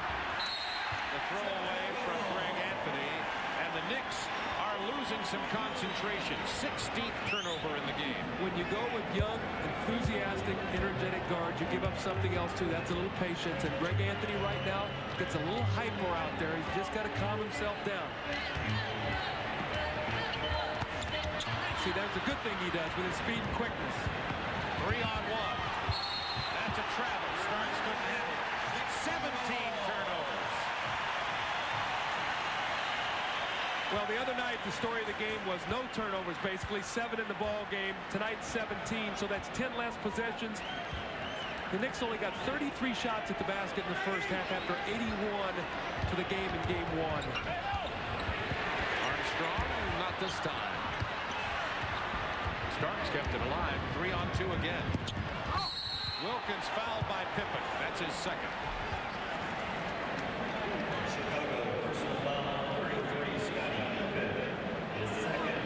Knicks getting out running a little bit more in this quarter, late in the quarter, 2:11 to go, down by 10.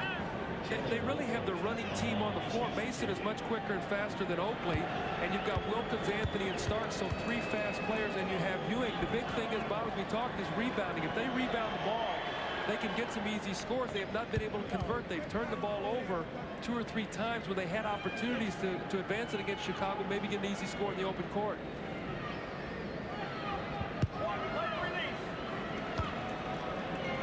New York just will not go away, though. It's still a 9-point game. You keep waiting for Chicago to blow this out to 18 or 20, and New York is hanging tough. Wilkins knocks them both down. 8-point game, 2:07 to go, third quarter. It's a 9-point halftime lead by Chicago. Trailing in the series. Scotty wants to post up John Starks. He has the advantage inside. I think Ewing will come doubling. That's going to be 5 on Starks.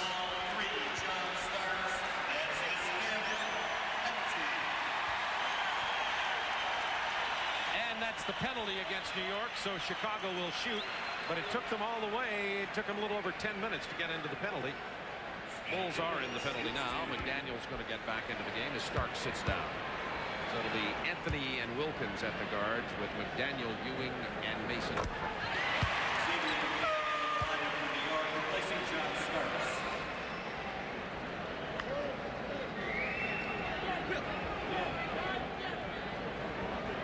Starks on the bench with 5. You see Mark Jackson, who has really struggled tonight. Only 2 assists in this game.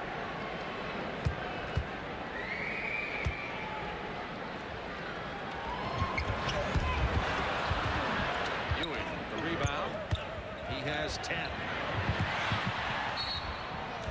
Knicks ball. Michael looked like he was totally out of the play, took 2 gigantic steps in a leap, the one you see in the commercial where he just glides through the sky and knocked the ball down. Scott Williams coming in for the Bulls. He'll get a good hand. He's played very well. The fans want to see him on the floor. He's going to be going in, I think, for Pippen. So they're going to move Horst now over to the 3 spot to go against Xavier McDaniel. So big lineup for Chicago. Horace Grant, Cartwright, and Scott Williams now on the front line. Pippen with only 5 points in this game. Wilkins tried to split the double team, lost the ball. There's Greg Anthony in the middle again. Now the foul's going to be on New York. New York personal foul, 21, Gerald Wilkins, his 4th. The Knick guards are trying to do too much on the screen roll against Chicago. Chicago is really showing up big, and Michael Jordan is a guy you're not going to beat off the dribble. That time he tried to split him, it was a turnover, and then in his frustration, foul trying to get it back. So, Bob, it's very important when you have a play against a quick, fast team that you move the basketball in the air and not put it on the floor, because when you put it on the floor, they can react. New York, 8 turnovers in this quarter. Will Perdue comes in for Bill Cartwright. Perdue played 8 minutes in the first half, had a basket taken away at the buzzer, and had 3 rebounds and a block shot. See, Michael Jordan doesn't mind you take a basket away from him because he gets so many of them. Will's saying, you take mine away, I don't get that many of them. Ewing with the rebound. 10-point Bulls lead, minute 26 to go third. Grant, Williams, and Perdue up front for Chicago. What does Ewing have? 1 field goal attempt in this quarter?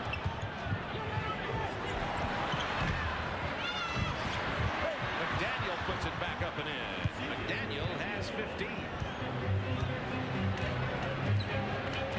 As you said a moment ago, Knicks keep hanging around, however. It's down around 10. Look at that change of direction from Jordan. That's unfair to be able to do that. Perdue with the bad pass. Wilkins follows. Jordan knocked it out of bounds.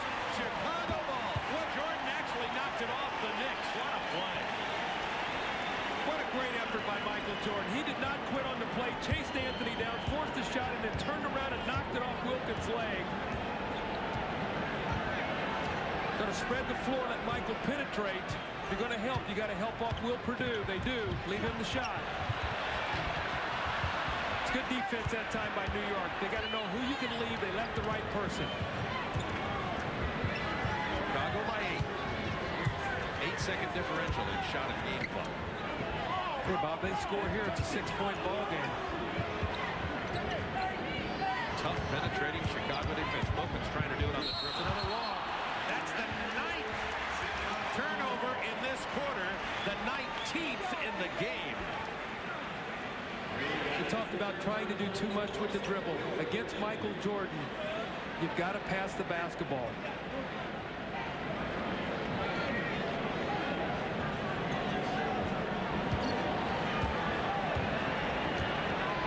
Yet, it's only an 8-point Bulls lead.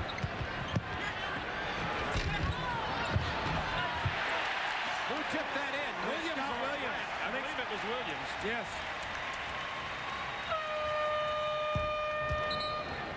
They're going to credit the basket to Horace Grant.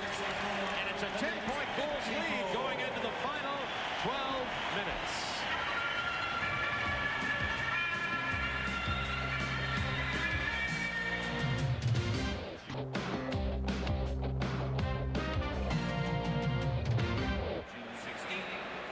Beautiful downtown Chicago. The Bulls have a 10-point lead. Bulls led by 9 at the half. The Knicks had 9 turnovers in the third quarter, and you'd think the Bulls had an opportunity to blow them away, but the Knicks are still hanging in here. Well, Chicago only shot 7 for 20 in the quarter, 7 for 15 for New York, but as you talked about, the turnovers have been deadly for New York tonight. They have not gotten enough shots at the basket, only 48 shot attempts in the game. They had 81 attempts in game 1. Patrick Ewing only got 1 shot in that quarter, so he got 3 in the first quarter, 2 in the second, and 1 in the third. and he is just not getting the basketball. You've got to credit the Chicago defense, but I think on the same time, you've got to talk about the impatience of the New York guards. They're letting their enthusiasm to get them caught up here against Chicago try to do too much off the dribble. They've got to at least let him catch the ball. Bulls are strong when they're leading after 3, 60-4. Williams and Purdue are in for Chicago. Pippen with only 5 points.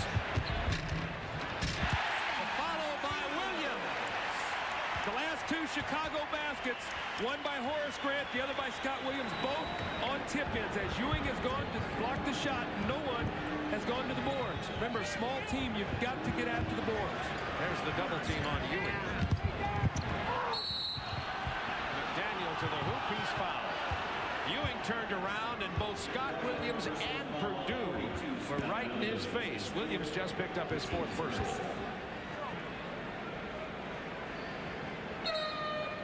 Kiki Vandeweghe coming in to try to give New York some offense. Heaven knows they needed only 54 points they have scored going into the final 12. Well, what Pat Riley has recognized is out of the double teams, if they'll throw the ball into Ewing and they'll be patient out of the double teams, maybe Vandeweghe can get an outside shot. But they've got to get the ball into Ewing for that to be able to happen. Basket by Anthony Mason. It's a 10-point ball game. Now, Scottie Pippen sees Vandeweghe. His eyes are going to get big. He's going to want to take him, so we'll have to watch that matchup.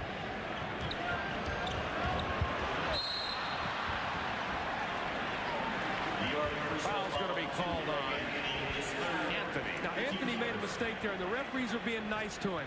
They have one delay a game. Anthony threw the ball to the other end of the floor. Had they called it, it would have been the technical foul. So for the grace of the officials there, you're not shooting a technical free throw right now.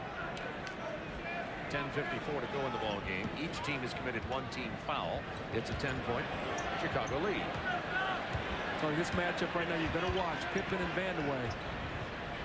Good pass. B.J. Armstrong to Scott Williams. Scott Williams played well for Chicago in the final series last year against the Lakers, and he's doing it again tonight. An emotional player and giving them a very big spark on their front line. 22nd timeout. Bulls by 12.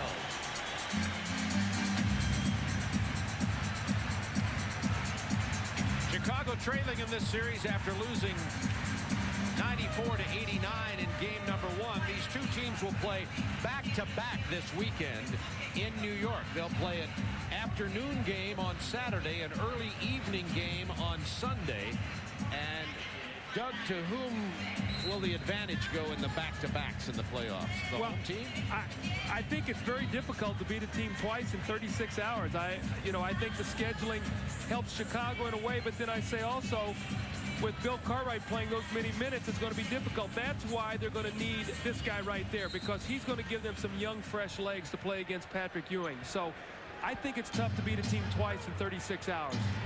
Hodges, Armstrong, Scott Williams, Purdue, and Pippen on the floor for Chicago. 10 to shoot for the Knicks. See, now, if he'll take his time, Vandeweghe will get the shot. This is why he's in the game right there. Boom. And he drains a 3. But that's why you got to take your time. You got to throw the ball in the post, get the double team, and swing it. 2 seconds on the shot clock. They did show poise.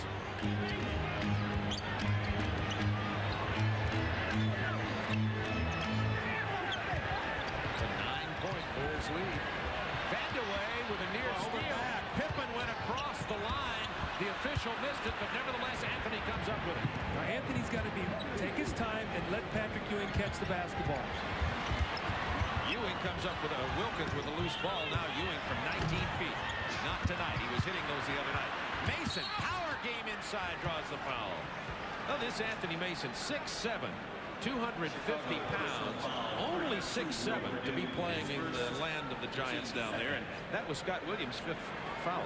Ewing gets the jumper. And there's Mason again. Now, he has the strength of Oakley, but he has speed, and he can finish around the basket. He has more lift in his leap. I like that. More lift in his leap. That sounds like a good line for a commercial. Get more lift in your leap. Let's find a product.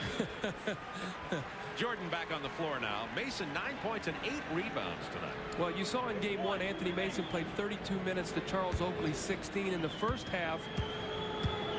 He came off the bench and played 15 minutes. Oakley played 11. So you can see that Pat Riley is not hesitant at all to go to him whenever he feels like he needs a lift or he sees things slipping.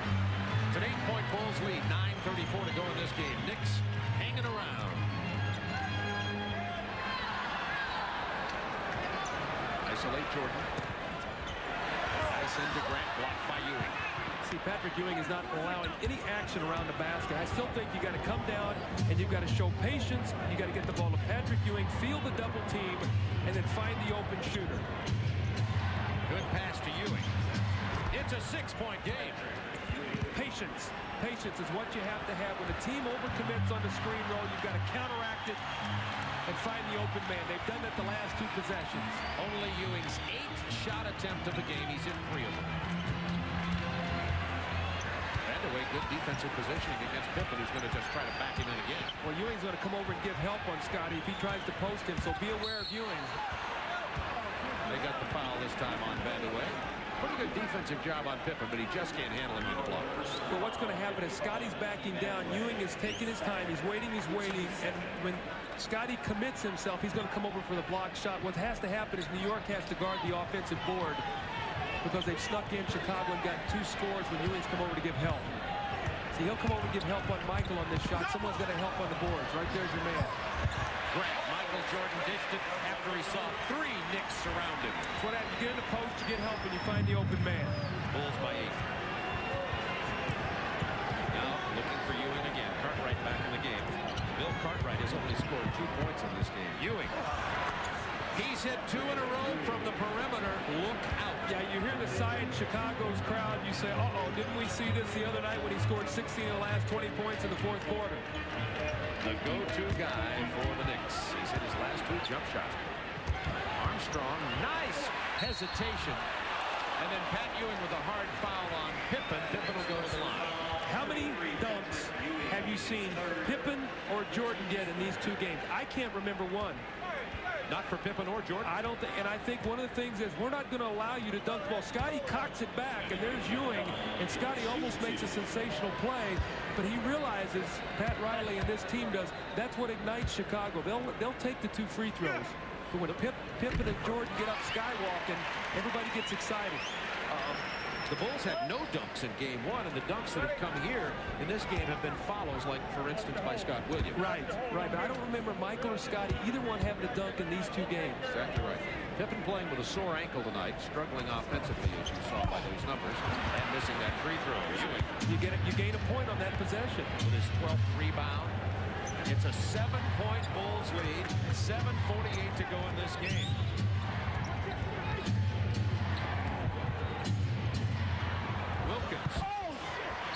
Cartwright with a loose ball foul. No, check that off. The ball bounced over the backboard, and it would simply be a violation Chicago ball. But you had the right call. You had the right call. If the ball had not hit the shot clock, it was a loose ball foul. So you were right on that one, Bob. Thank you, Coach. 7:29 to go in the game. They're not going to allow Scottie Pippen to turn the corner on screen roll. He and Michael Jordan, they're going to force somebody to hit an outside shot. Jordan draws the double team. 6 to shoot. That's a 3. Run down by Vandeweghe. Pippen only 2 of 11 tonight. 8 for 18 in the first game. Anthony trying to post Ewing. Not this time. If it goes in, though, if they double team off the dribble, Vandeweghe will get the shot. Ewing's hit 3 in a row from there. And Doug, you asked the question in the first half. Ewing turned that shot down time after time. Maybe he was just saving them. It is a 5-point Bulls lead. The Dutch boy points in the paint. New York up 28-16 over Chicago, and Ewing starting to come alive. Well, he's stepping out on the floor and making that little jump shot that we saw him shoot so effectively. Be interesting to see if Chicago now is going to decide as soon as he catches it to come double him immediately and force him to pass the basketball. Oh, do we have a good time in Chicago? I was doing this here at the... Had you not gone into broadcasting, Bob, what a job we had for you. Now you're rolling over the NBA. Look at this. Another good-looking Chicago guy. Surfs up at the Madhouse on Madison Street. I think I take offense at that. I don't know if I... Oh, we love each other. We can poke fun. Armstrong over Mason. Big bucket by B.J. Armstrong. Well, B.J.'s played very well tonight. What is that, 5 for 6 from the floor for B.J. tonight? Hit some big shots. 73-66.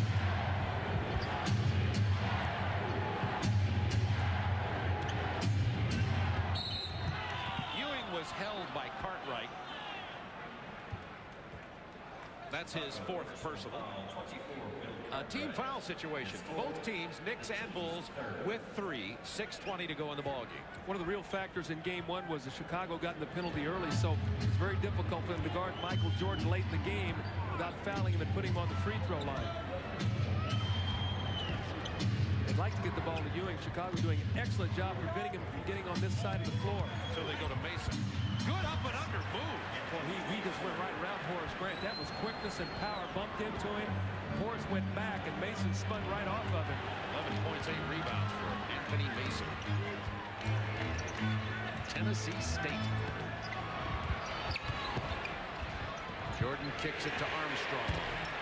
Rims out the 3.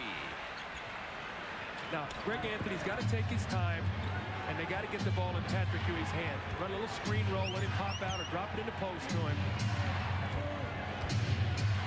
Starks trying to drive on Grant. He got in there. Big rebound, Mason. He missed it, but it'll go to the line. This game, if he hits these free throws, is all of a sudden a 3-point game.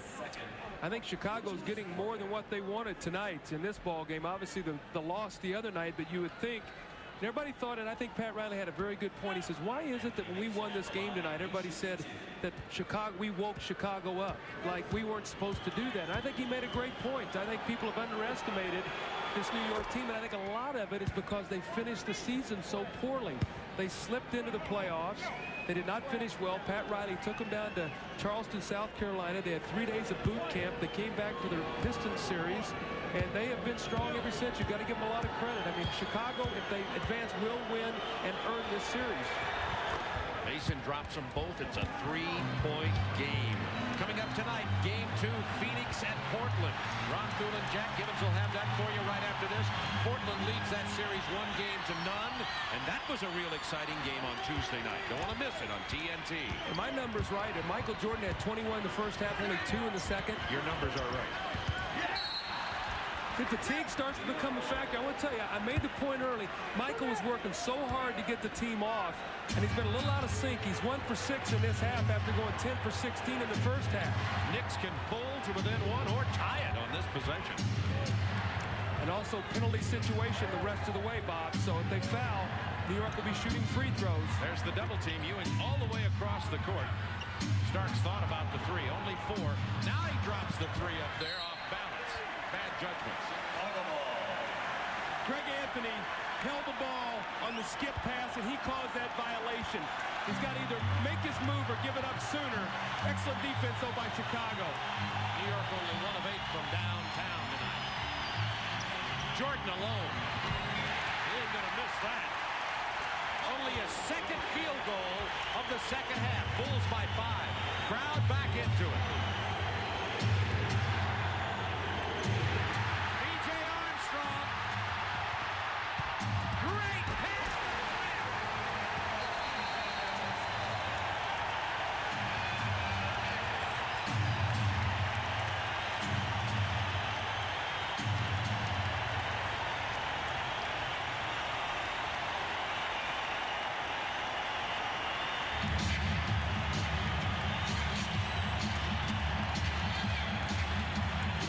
Within 3, then 4 straight Bulls point. This one off the turnover. We talked about the Bulls creating turnovers. A careless play by Greg Anthony. He's played hard, but that's 20 turnovers. That's 4 by Anthony. And here's what Horace Grant gives you: speed and quickness from the power forward position. Horace is starting to wake up. That's 10 points in the second half after a very quiet 3 in the first half. 77-70 Chicago, 4:12 to go. And here's a significant statistic. Chicago 4 times have been held under 100 points out of the 8 all year by the Knicks. They're not going to score 100 here tonight. I don't think it's going to be a 90-point game unless somebody gets on fire in the last 4 minutes. There's that Chicago pressure. just to disrupt the timing. Mason trying to go all the way to the hoop. Another turnover. That's 21 for the Knicks. Bob, I keep saying it. You can't beat Chicago off the dribble. 21 turnovers, and we can count the number of times they've made that tonight. 2 for 12 for Scottie Pippen, and he's really pulling the string on his shot. That's 10 for 30 in the series right now for Scottie Pippen. 2 for 12. Ewing with 13 rebounds. Big possession for the Knicks here. Ewing with his 14th rebound. Inside to Anthony. He gets it to Mason. Look at the Chicago defense. Good ball movement. Vandeweghe misses and is fouled. Boy, nothing easy in there, though. Kiki Vandeweghe laid that ball up and covered his head. He was waiting for someone to crack him, and they did. It's 3 on Pippen. Frenetic action. Mason to Anthony. He comes over. Here comes Horace Grant to give help, and now Vandeweghe lays it up and says, "Get me out of here quickly." He took one right in the face from Scottie Pippen. Vandeweghe, an 80% free throw shooter. It's a 6-point game. 3:20 remaining. See, I'm sorry, Bob. The reason Vandeweghe is on the line, I mean, is the reason he's in the game right now is because with all the doubling and trapping, Pat Riley feels like maybe he might get an outside shot or a three-pointer. The Bulls have done a good job of covering and rotating to him, other than the one time. Remember that the Knicks have a foul to give inside the 2 minutes. They've committed only 3. Well, how about this matchup? Vandeweghe on Jordan. And you know what? Let me tell you something, okay? Let me tell you what Pat Riley's thinking is. You put your weaker defender on Jordan because he's going to get his anyway, and you say we've got to shut down Pippen and Armstrong. So that's the thinking. You might think, why is this going on? But knowing Pat Riley the way I do, that's his thinking right now. And Michael Jordan has struggled here. Only 4 points in the second half prior to this trip to the line. And I think you pointed out, Doug, very clearly that a lot of that has to do not just with Knicks defense, but with Jordan's fatigue. And missing a free throw is definitely a sign of fatigue for Michael Jordan. You know, the Bulls against Miami, they played heavy minutes, Michael and Scottie, even though they won that series in 3 straight. Both of those guys averaged well over 40 minutes in that series. And although it was only a 3-game series, those minutes start taking their toll as you go through the playoffs. And only the 3rd and 4th free throws for Jordan. Let's see how many more he gets down in this final 3 minutes. It's a 6-point Bulls lead. They'd like to free up Vandeweghe if they could for a jump shot. Remember, Starks is a big 3-point shooter. Pippen better get up on Vandeweghe. That foul on Bill Cartwright holding Ewing. Vandeweghe had a great entry possibility that time, and he didn't get the ball to Ewing in time. 5th foul on Cartwright. May as well use them all. Absolutely. And you don't want to allow them to get an easy score. You want to make them earn everything at the free throw line because they're doing the same thing to you at the other end. They're not giving you any layups either. Patrick Ewing tonight with only 10 points. He's an 84% free throw shooter.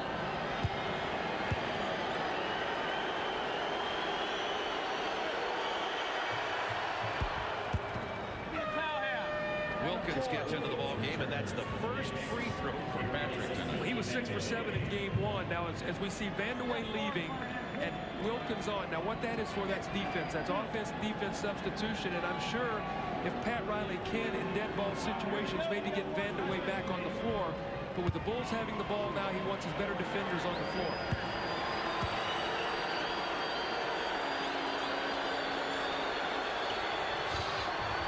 It's a 4-point game with 2:47 to go. Both teams shoot free throws the rest of the way. Ooh, Scottie over. Wow. Very close to over and back. Mahalik said the ball didn't get over. They're going to call Mason for the foul. If we see that play by Scottie Pippen, I don't know whether our great director of the truck, Lonnie Dale, has it, but let's watch it. If we stop it right there, okay? You've got to establish both feet, you and the ball across half court. So Scottie has not done that. He straddled it. He's allowed to throw back. All right, that's a good play and great camera work by our truck. Tremendous. And a good call by Paul Mahalik. He explained that to Pat Riley. Pat didn't want to hear it. Bulls by 5. Grant, only 3 points in the first half, and now 11 in this half. The Bulls have found a way to get Horace Grant into the game. He is one of the big 3, and they better not forget that. That ball hung on the rim. Mason couldn't get it. Loose ball foul on Chicago. Knicks ball. They're calling it on Grant. That's his second. You call that so right. The ball bounced one more time on the rim, and the New York Knickerbocker, who was in front, mistimed his jump. Michael got it, but Patrick Ewing came over, defended the shot. Now Ewing to the line to cut this lead down to 3. 2:33 to go in the game. 15 rebounds for Ewing tonight. He hasn't scored big. He has 2 block shots.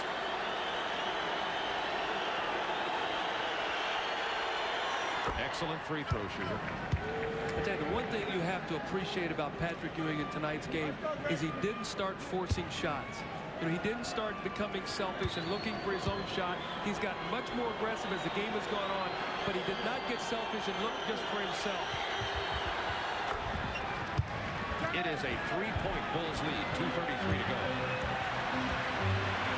We've seen a couple of beauties here at Chicago Stadium. New York is playing their heart out. Jordan's foul. Bob, to be honest with you, I thought tonight's game was going to be a blowout. As I was sitting around my house today, I did not know whether New York could come back with this kind of emotional attack in this kind of building after winning Game 1. They blew out the Pistons in Game 1. They've had 4 straight emotional tussles. You come in here and you win one. I think this shows a tremendous amount of courage on their part. Chicago is having to work very, very hard in tonight's game. New York 9 of 10 from the free throw line this period too. Chicago only 3 of 7. Jordan missing again from the line. We saw his fatigue in Game 1 late. Missed that one also. Missed them both. Rebound Ewing. Mason, by the way, has 5 personal fouls. And Michael tonight is 2 for 6 from the line. Patrick Ewing's got to touch the basketball. They're going to come double team him, though. Drains it from 19 feet. It's a 1-point lead by the Bulls. Phil Jackson gets timeout, and this crowd sitting on their hands.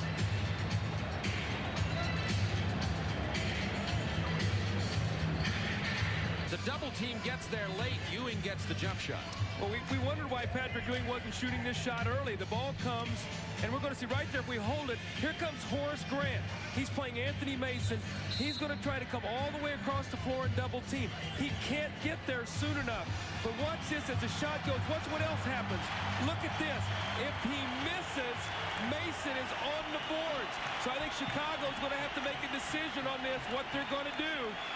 Ewing 4 points and 11 rebounds the first 3 quarters. 12 points, 5 rebounds this period, and we have 2 minutes left. How about John Starks came over to me during the timeout. He said, we're going to win this game. He walked all the way over here. 10 to shoot for Chicago.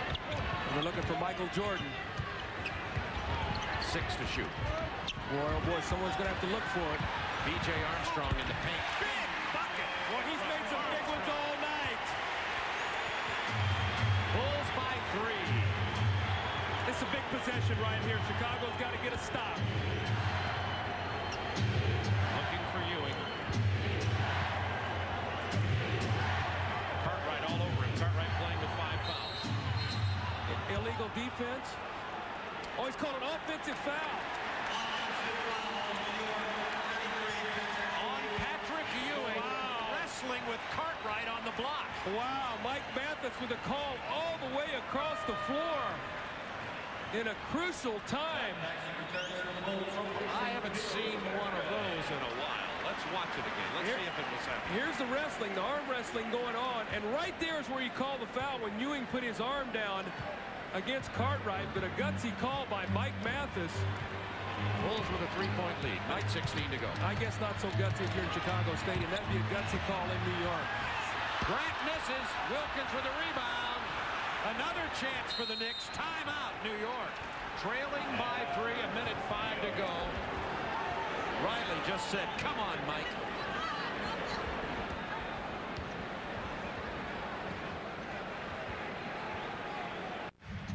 New York 1-1.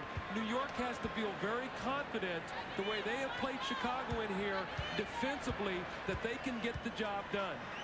last year in the final series, the Lakers won the first game, upsetting the Bulls in the championship series, but then the Bulls came back with blowouts. Not so here. 86-78. Neither team scores 90 points, and the Bulls get the 8-point win, and it wasn't that big a margin when you look at these tenacious New York Knicks.